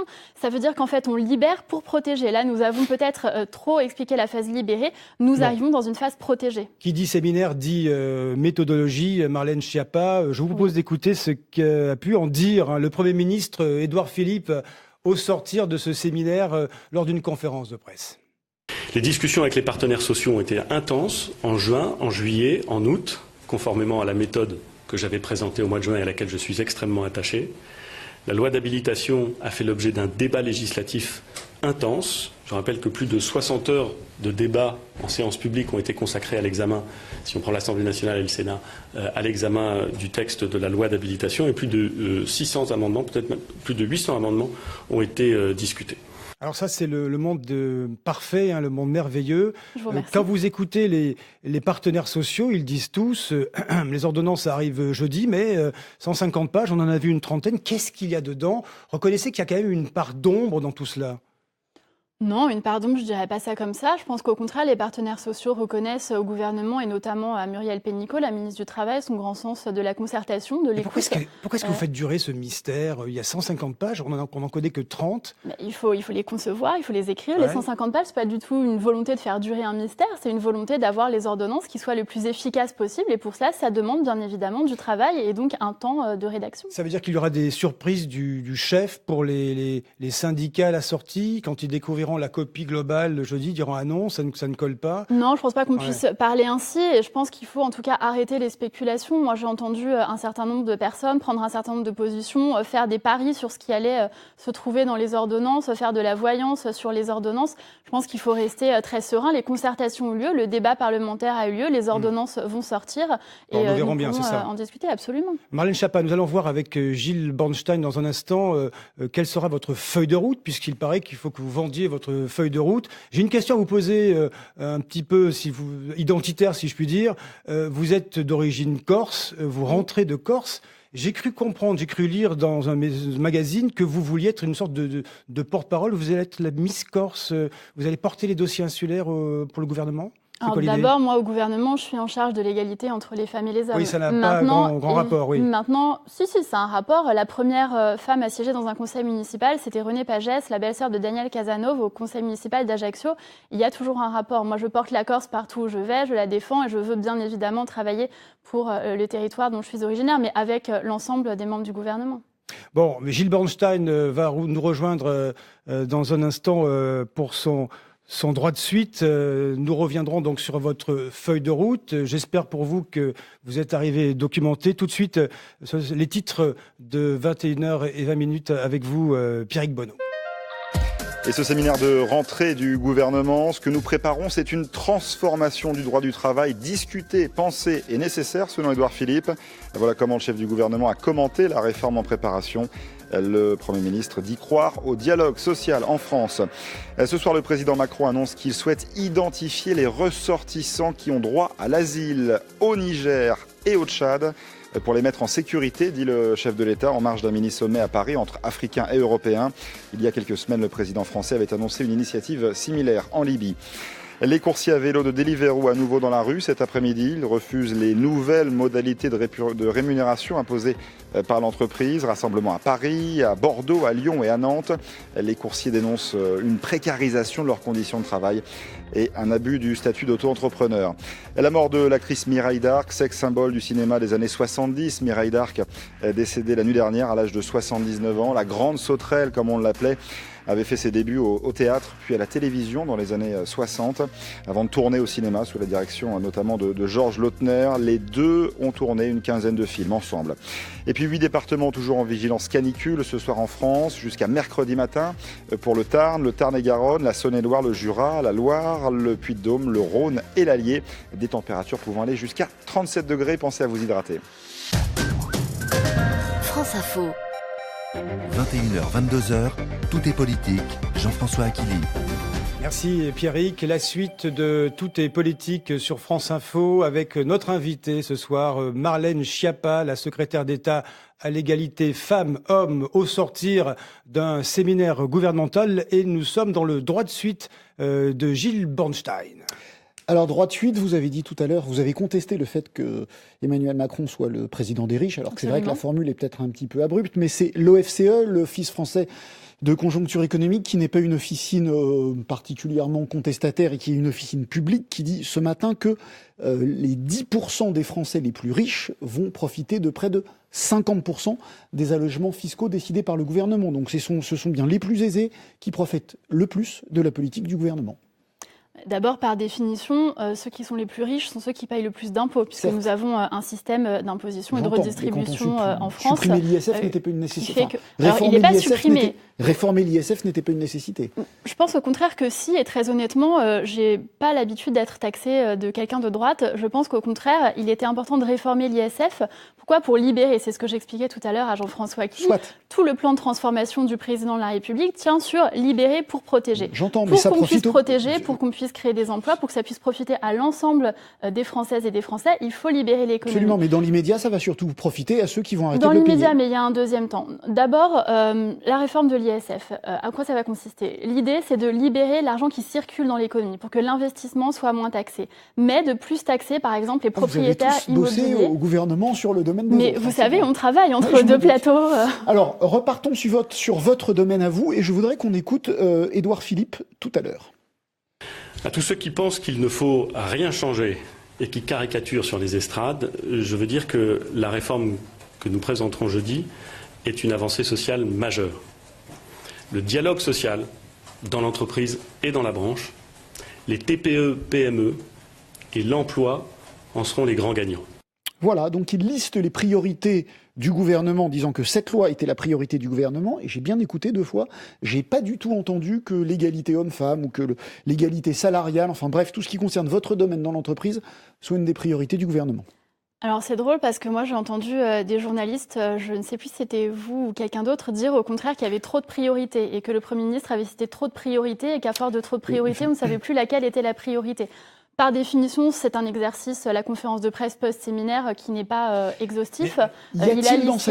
Qu'y a-t-il dans cette loi pour favoriser l'égalité homme-femme au travail ? Est-ce que c'est un des grands titres de la réforme du Code du travail ? Il y a énormément de choses. Je vais vous dire, on a un plan d'action sur l'égalité professionnelle en 3 temps.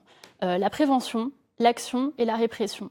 C'est-à-dire qu'on a un arsenal juridique depuis la loi Roudy 83 qui est constamment renforcé, qui est énorme et qui est nécessaire. Mais maintenant, la loi a changé, la vie doit changer. C'est-à-dire qu'on doit mettre les mains dans le moteur et aller au cœur des entreprises.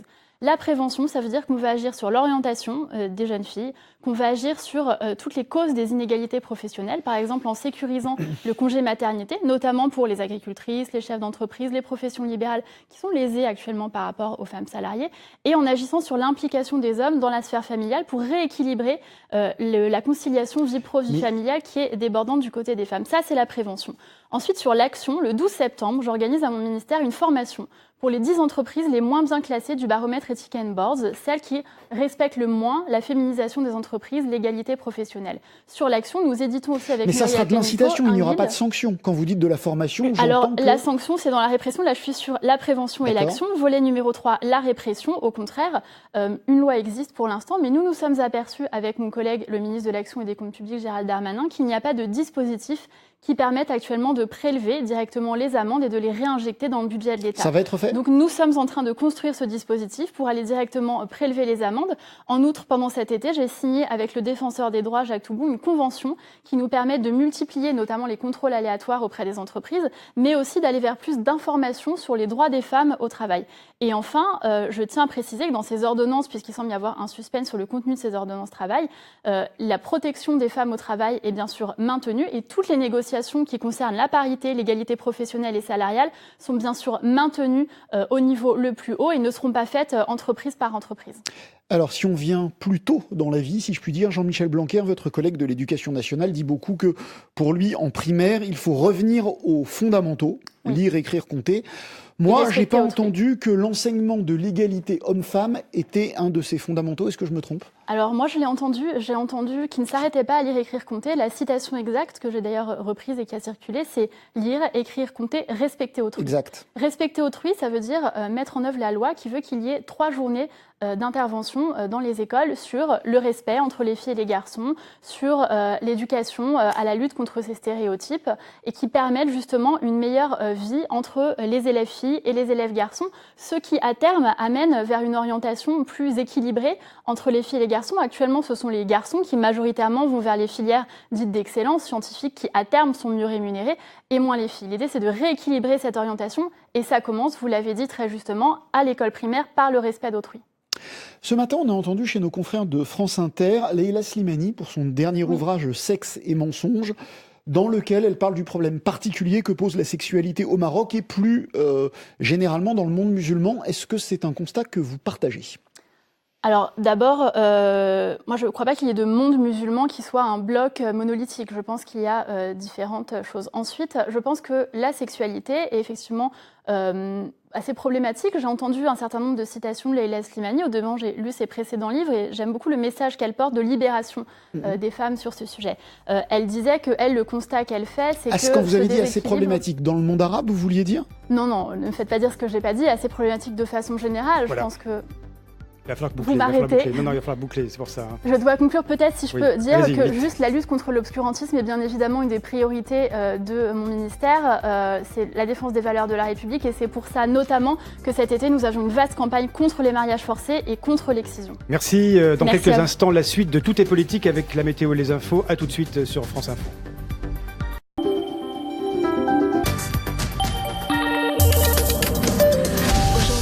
L'info s'écoute. L'info se regarde. L'info se suit. L'info se commente. L'info se partage. L'info, c'est France Info.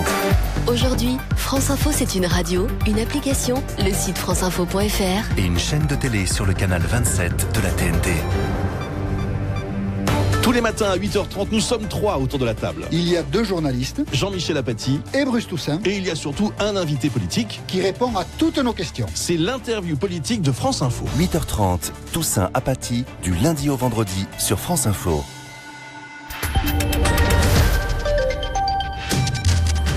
France Info Météo avec Calipage.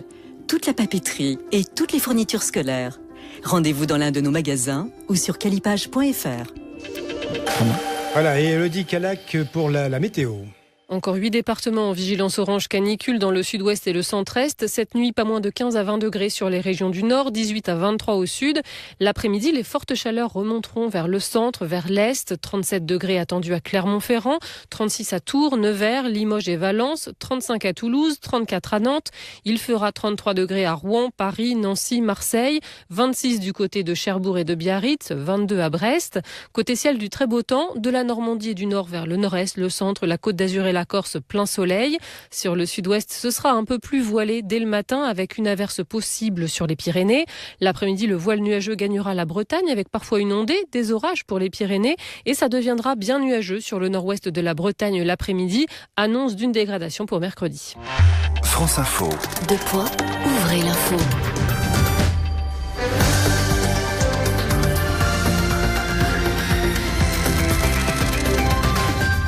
Voilà, vous écoutez France Info, toute l'info avec vous, François Lepage. Il avait saisi la justice française avec une centaine d'autres épargnants. Enrico Macias perd son procès contre les dirigeants d'une banque islandaise. Le chanteur, comme les autres plaignants, s'estimait victime d'une escroquerie à l'hypothèque. Mathilde Lemaire assistait à l'audience. Enrico Macias était sans voix à la sortie. Les autres parties civiles, de petits entrepreneurs, de petits propriétaires, tout aussi abattus. Tous accusaient les responsables de la banque islandaise Landsbanki de les avoir escroqués, de leur avoir fait signer des contrats d'hypothèque sans les avertir des risques élevés, sans leur révéler non plus les fragilités de la banque. En hypothéquant leur maison, les clients récupéraient un crédit versé pour une partie en argent liquide, pour l'autre partie en placement financier. Montage complexe, cela avait séduit Enrico Macias qui voulait rénover sa villa de Saint-Tropez. Les problèmes surviennent quand Landsbanki fait faillite en 2008, là tout s'effondre. La liquidatrice de la banque réclame aux propriétaires le remboursement intégral des prêts. Pour le chanteur, 35 millions d'euros. Les juges, après avoir consulté des experts, épluché les plaquettes commerciales et contrats de l'époque, ont aujourd'hui estimé, malgré tout, que les emprunteurs n'ont pas été victimes de tromperie, qu'ils ne pouvaient ignorer les risques, qu'ils ont péché en somme par naïveté. La faillite, ce sont les aléas de la vie économique, conclut le président. Le tribunal autorise les liquidateurs de la banque à vendre, si besoin, maintenant les biens hypothéqués, dont la luxueuse villa d'Enrico Macias. Mathilde Lemaire, une enquête pour enlèvement a été ouverte en Isère. Les recherches se poursuivent pour tenter de retrouver Maëlys, une fillette de 9 ans disparue dans la nuit de samedi à dimanche au cours d'un mariage à Pont-de-Beauvoisin. Un appel à témoins a été lancé. La France a besoin de transformation. Les propos sont d'Édouard Philippe en début d'après-midi devant la presse. Le Premier ministre assure que son gouvernement va apporter aux Français les réponses qu'ils demandent. Gouvernement qui faisait sa rentrée ce matin à l'Élysée, réuni en séminaire, rentrée sous tension avant la présentation dès jeudi des ordonnances de réforme du droit du travail. Emmanuel Macron, en chute dans les sondages, a appelé les ministres à plus de volontarisme. Certains prédisent le pire, a-t-il dit. Il ne faut jamais céder aux Cassandres. Un mini-sommet sur la crise migratoire. Emmanuel Macron avait convié cet après-midi 6 dirigeants européens et africains pour inciter les pays africains à mieux lutter contre ces flux massifs. Le président français dit ce soir vouloir l'identification dès le Niger et le Tchad des ressortissants qui ont droit à l'asile pour les mettre en sécurité le plus rapidement possible. Les invités africains, eux, ont rappelé leur souhait de concret et d'aide. La question de l'immigration, disent-ils, ne sera résolue que par le développement. Après le Texas, la Louisiane est désormais en état d'urgence. La tempête tropicale Harvey se dirige vers cet état voisin, mais elle fait toujours rage pour le moment au-dessus du Texas. Des trompes d'eau continuent de tomber depuis presque 3 jours à Houston et dans sa région. La première journée de l'US Open de tennis, dernier tournoi du Grand Chelem de la saison. Côté français, à noter les qualifications déjà de Benoît Paire, Caroline Garcia et Alizé Cornet. À 21h33, la suite de Toutes tes politiques avec Jean-François Aquili. –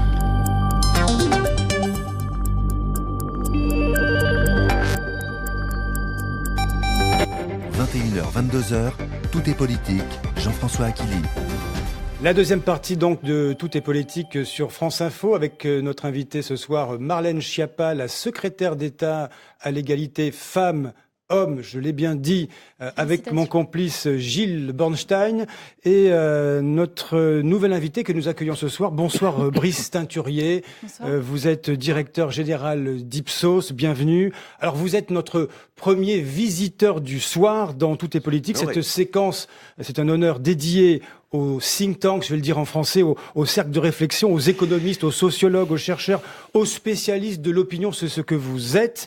Nous allons chaque soir prendre un peu de recul avec vous, avec ceux qui réfléchissent à la chose politique, si je puis dire, pour tenter de comprendre les évolutions, les attentes de la société. Alors, Brice Teinturier, tout simplement, question de base, comment expliquer aujourd'hui cette chute brutale d'un président aussi populaire il y a encore 3 mois ? Alors d'abord, vous l'avez rappelé, la chute factuellement, elle est mesurée, elle est incontestable. Et on est sorti d'une phase en mai, juin, juillet, où on était dans une attente bienveillante avec un leitmotiv qui était « il faut lui laisser sa chance ». Donc clairement, on est passé à autre chose. Il y a du dépit, il y a de l'inquiétude, il y a une forme de déception. Donc pourquoi ? Il y a d'abord la nature de toute une série de mesures qui, mécaniquement, ne peuvent que générer du mécontentement chez toute une catégorie de Français. Gilles Bornstein a souligné que, justement, toutes les catégories étaient concernées, mais on peut mettre en face assez précisément... Quand vous dites les mesures, c'est des mesures. Des mesures d'injustice sociale, un petit peu, c'est ça. Je ne sais pas si elles sont d'injustice sociale, mais par exemple, le rétablissement de la journée de carence pour les salariés de la fonction publique, ce n'est pas forcément quelque chose de très agréable.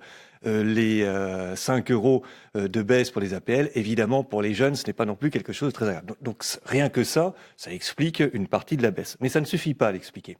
Parce que cette baisse, elle est importante, elle est rapide, et elle met maintenant Emmanuel Macron même un petit peu en dessous du niveau qui était historique de François Hollande. Donc qu'est-ce qui s'est joué d'autre ?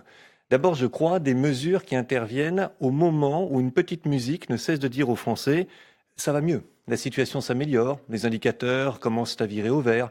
Et du coup, il y a une tension. Ce que l'exécutif lui-même dit d'ailleurs. Gilles Bornstein. Tout à fait. Ouais. Mais par conséquent, il est encore plus difficile d'admettre qu'il faille faire des efforts pour la transformation du pays, alors qu'on vous explique par ailleurs que les choses s'améliorent. Et vous pensez que les Français entendent cette petite musique positive des indicateurs? Oui, j'en suis convaincu. Vous savez, à chaque fois qu'il y a quelque chose d'un peu positif qui peut venir conforter leur idée que ça va aller mieux, ils ont plutôt tendance à s'en saisir.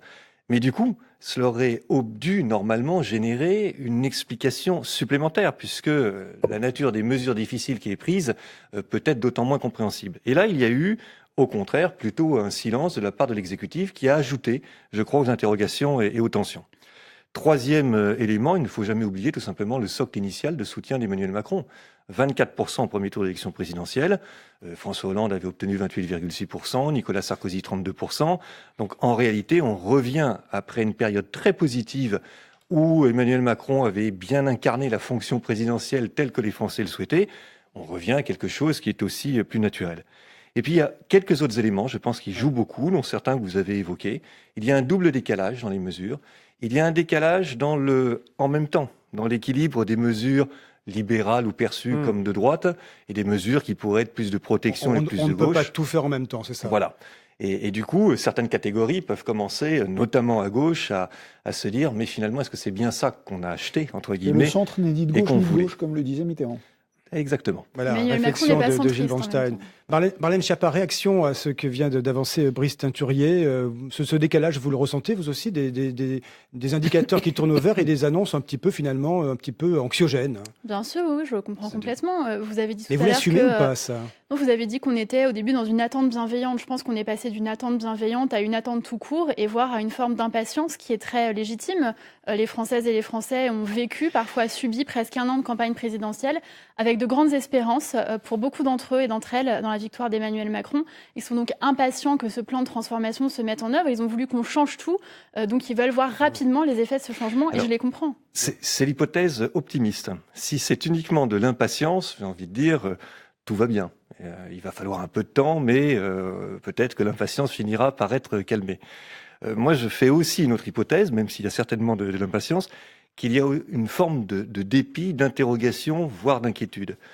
Par exemple, de nombreux Français peuvent se sentir, non pas floués, le terme serait trop fort sans doute, mais en tous les cas peuvent considérer qu'entre ce qui avait été annoncé sur les bénéfices de certaines mesures et puis les efforts qui allaient devoir être faits, et bien que les choses devaient arriver en même temps, et puis que là finalement on diffère dans le temps davantage les bénéfices que les efforts qu'on va demander. Oui, mais je vous rejoins, c'est exactement ce que je disais. Sur l'impatience, dans l'impatience, il y a aussi parfois une part d'inquiétude, et ça va avec l'espérance qui a été mise dans l'élection d'Emmanuel Macron. Gilles Bornstein, c'est un commentaire, oui. Brice Teinturier, est-ce que vous avez l'impression qu'il paye davantage ce qu'il fait ou ce qu'il ne fait pas? Donc vous l'avez dit, des mesures dites impopulaires, ou ce qu'il est, sa posture?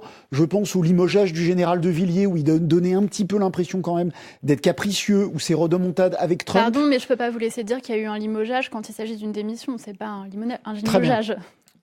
Très bien, admettons. Le départ du général de Villiers, disons, est-ce qu'il paye ce qu'il fait ou ce qu'il est? Alors je pense qu'il paye davantage ce qui est fait, ce qui est annoncé, ce qui n'est pas encore fait, et puis également ce qui a été retenu de la campagne présidentielle. Le succès du macronisme à la présidentielle, c'est aussi l'idée qu'on va rénover profondément la vie politique, la manière de faire de la politique. Et ça ne se résume pas à une loi de moralisation de la vie politique, aussi importante soit-elle. Et finalement, ce que se disent les Français, je crois, aujourd'hui, c'est qu'ils se retrouvent avec des politiques C'est-à-dire qu'il n'y a plus les vieux politiques, les anciens politiques. Je vous entendais tout à l'heure évoquer ça, mais je crois que très vite pour les Français, vous êtes les politiques. Vous voulez dire quoi? Les politiques changent, les visages changent, mais pas forcément la mécanique ou les pratiques. Voilà. Ce que vous dites est terrible, c'est-à-dire qu'ils deviennent l'ancien monde 3 mois après avoir été le nouveau monde. C'est tout l'enjeu. La nouveauté, c'est tout l'enjeu. On n'a pas fait uniquement campagne sur la nouveauté, sur le renouveau. Il y a vous avez tout à fait raison. Vous n'avez pas fait campagne uniquement là-dessus, mais je pense que c'est le moteur de l'espérance qu'a nourri Emmanuel Macron, en tous les cas que les Français ont projeté dans l'élection d'Emmanuel Macron. Et vous n'êtes pas, je me permettrai pas de dire ça, l'ancien monde politique aujourd'hui, mais l'enjeu est malgré tout celui-là. Est-ce que vous conservez cette capacité à incarner quelque chose de différent et de nouveau, ou est-ce que très vite, les Français ont le sentiment, et je crois que c'est ce qui s'amorce, que finalement ce n'est pas si différent que cela. Et il y a des difficultés inhérentes au partage des pouvoirs, à la relation Premier ministre, Président, et tout cela fait de moins en moins nouveau ou différent. Nous allons poursuivre cette analyse avec vous, Brice Teinturier, après les titres de France Info de 21h40 avec vous, Pierrick Bonneau. Toujours aucune trace ce soir de la jeune Maëlys en Isère. La fillette de 9 ans a disparu lors d'une fête de mariage dans la nuit de samedi à dimanche. L'enquête semble pencher pour l'instant vers un enlèvement, mais aucune piste n'est écartée, précise le parquet. D'importants moyens sont déployés pour la retrouver. La petite fille aux cheveux châtains mesure 1,30 m. Elle était habillée d'une robe blanche samedi soir. Un numéro a été mis en place si vous avez la moindre information. Le 04 76 37 00 17. 04 76 37 00 17. Une décision du tribunal administratif de Dijon à propos des menus sans porc dans les cantines. Cela concerne la ville de Chalon-sur-Saône qui avait supprimé ses repas de substitution il y a 2 ans. Eh bien, cette décision est annulée. Les enfants musulmans et juifs vont pouvoir de nouveau bénéficier de ces menus dans cette commune de Saône-et-Loire. Le président Trump déclare l'état d'urgence en Louisiane, une mesure qui va permettre de mobiliser davantage des moyens fédéraux avant l'arrivée de la tempête tropicale Harvey qui a déjà touché l'État voisin du Texas. Les autorités américaines s'apprêtent à accueillir plusieurs dizaines de milliers de personnes, probablement 30 000 dans des centres d'évacuation. Les réactions après la mort de Mireille Darc. La comédienne s'est éteinte à l'âge de 79 ans la nuit dernière. Elle était mon amie, ma sœur, ma complice, écrit le chanteur Michel Sardou, avec qui Mireille Darc avait écrit une chanson. Brigitte Bardot rend hommage à sa petite sœur de cinéma qui avait gardé son âme d'enfant. Fin de citation. France Info. 21h, 22h, tout est politique. Jean-François Aquili. Tout est politique, la suite avec notre invité ce soir, Marlène Schiappa, la secrétaire d'État à l'égalité femmes-hommes, avec Gilles Bornstein, avec notre deuxième invité, Brice Teinturier, le directeur général d'Ipsos. J'aimerais vous faire commenter cette petite phrase, pardonnez-moi pour cette expression, Brice Teinturier, du moins cette déclaration d'Emmanuel Macron à Bucarest devant la communauté française quand il dit que la France n'est pas un pays réformable. Qu'est-ce qu'il a voulu dire? On demandera la même chose évidemment à Marlène Schiappa. D'abord, je crois que factuellement, ce n'est pas ce qu'a dit Emmanuel Macron, que le début de la phrase est effectivement les Français détestent les réformes, mais que la fin de la transformation. Phrase, voilà, avec la fin de la phrase qui souvent a été tronquée, était mais il faut expliquer le sens de ces réformes et il faut de la transformation, ce qui change quand même un petit peu la tonalité générale là pour le coup la phrase. Une fois qu'on a dit cela, il est tout à fait exact que les Français sur les réformes ont un rapport extrêmement ambivalent. Leur adhésion à la réforme est un indicateur de leur insatisfaction à l'égard de la situation actuelle. C'est pour ça qu'ils nous disent qu'il faut que les choses changent et qu'ils, à chaque fois, à chaque élection présidentielle, qu'ils privilégient celui qui va incarner le changement. Mais quand on rentre dans le dur de la réforme, eh bien mécaniquement, on fait aussi des mécontents, on génère des inquiétudes, et là, les choses deviennent de plus en plus difficiles. Donc il faut impérativement non pas faire la pédagogie des réformes. Moi, je crois que ce terme irrite une partie des Français parce que les Français ne sont pas des enfants à qui un maître viendrait comme ça faire de la pédagogie. En revanche, il faut aller s'expliquer et expliquer très clairement pourquoi il est nécessaire. Changement de mode de communication, etc. C'est une des raisons de la baisse d'Emmanuel Macron. Il est aussi, et pardon de le dire comme cela, mais relativement seul parce que les ministres et le gouvernement actuel ne sont pas encore suffisamment connus par les Français et ne bénéficient pas d'une légitimité puissante, forte, antérieure à leur nomination. Donc tout cela justifie encore plus qu'Emmanuel Macron vienne expliquer aux Français et s'expliquer sur la nécessité de cette transformation selon lui, et surtout les bénéfices qu'ils pourront, les Français, en retirer ultérieurement. Je vais vous donner la parole, Gilles Bornstein. Juste une question pour Marlène Schiappa. L'opinion ne voit pas clairement la direction, le but que l'on se fixe. C'est la déclaration de votre ami, allié François Bayrou récemment. Une première critique. On a l'impression que les personnalités sortent du bois et commencent à aller à dire ce qu'elles pensent. Qu'est-ce que vous répondez à François Bayrou ? Je n'ai rien à répondre à François Bayrou particulièrement. Un certain nombre de commentaires sont faits. Moi, ce que je voudrais dire sur la réforme et les transformations, parce que ça me semble être au cœur de la compréhension entre l'action du gouvernement et les Françaises et les Français, c'est qu'on n'est pas là juste pour mettre un coup de peinture sur la voiture, on change le moteur. Donc on change réellement de système. Et ça prend un petit peu de temps, à expliquer, et ça prend un petit peu de temps pour que les effets de ce changement se fassent sentir. Gilles Bornstein, rapidement alors. Oui, une question rapide pour vous. Je connais votre légendaire prudence. Cette chute est-elle inquiétante ? Cette chute est-elle inquiétante ? Est-ce que vous pensez qu'elle est de nature à être remontée ? Alors, je pense qu'elle est forcément inquiétante pour le président de la République parce qu'on dévisse rapidement dans ce pays et on a beaucoup de mal ensuite à remonter. Voilà. Donc l'enjeu, avant même de remonter, c'est de stabiliser, tout simplement. Ça, c'est dans le domaine du possible. Deuxième point, la chute est impressionnante. Le niveau n'est pas catastrophique, ou ne l'est pas encore. François Hollande, très vite, s'est retrouvé dans une zone à 20-25% de jugement favorable. On est plutôt à 40% là pour Emmanuel Macron. Donc tout le monde est très sensible, avec raison, je crois, à l'importance et la rapidité de la chute, mais il faut quand même rappeler le niveau. C'est un sérieux avertissement, ça traduit beaucoup de choses que j'ai essayé d'expliquer, mais on n'est pas encore dans une situation qui enfermerait Emmanuel Macron dans les eaux basses de l'impopularité, et cela définitivement. Marlène Schiappa, réponse, et nous accueillons notre dernier invité. Rapidement, je serais évidemment beaucoup moins alarmiste. Vous me demandiez tout à l'heure qui étaient les Cassandres dont le président de la République parlait. Je pense que depuis un an, on a entendu que c'était une bulle, qu'il ne serait pas élu, qu'il n'aurait pas de majorité parlementaire, qu'il n'arriverait pas à gouverner. Maintenant, la musique qui a remplacé tout cela, ça devient il n'arrivera pas à remonter dans les sondages. Je pense que le président de la République nous a montré au contraire qu'à chaque fois, il arrivait à maintenir, à expliquer son cap, à le tenir, et qu'il le fera encore une fois. Voilà, il sera un des rares à ce moment-là à y parvenir, parce que et Jacques Chirac et Nicolas Sarkozy et François Hollande... jusqu'à présent est rarissime, donc je pense qu'il continuera. Donc, non, mais c'est simplement extrêmement difficile, et ça, on peut au moins en convenir. Merci Brice Teinturier. Vous restez avec nous sur ce plateau. Nous accueillons notre ultime invité, c'est le parti pris de tout est politique sur France Info, et il s'agit de Anne Fulda, journaliste au Figaro et auteur d'un livre à succès, Emmanuel Macron, un jeune homme si parfait chez Plon.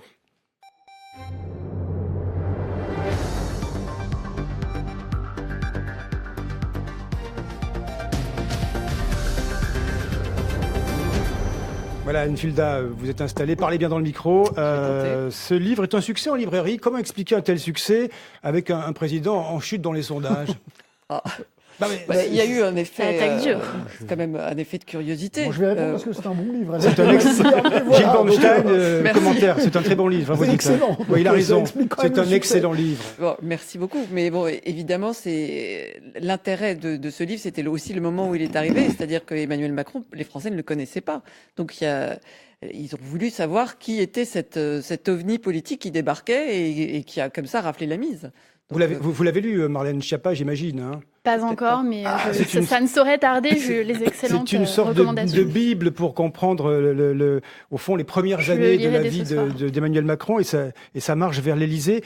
J'ai presque envie de vous dire, Anne Fulda, ce témoignage, ce livre est d'autant plus précieux aujourd'hui que les premiers commentaires après l'élection, autour de l'élection, pendant l'élection, étaient, on va dire, hagiographiques, dithyrambiques, et aujourd'hui, les critiques commencent à sortir. Comment est-ce que vous pensez qu'il puisse vivre, lui, ce moment qui est un moment un petit peu difficile, compliqué?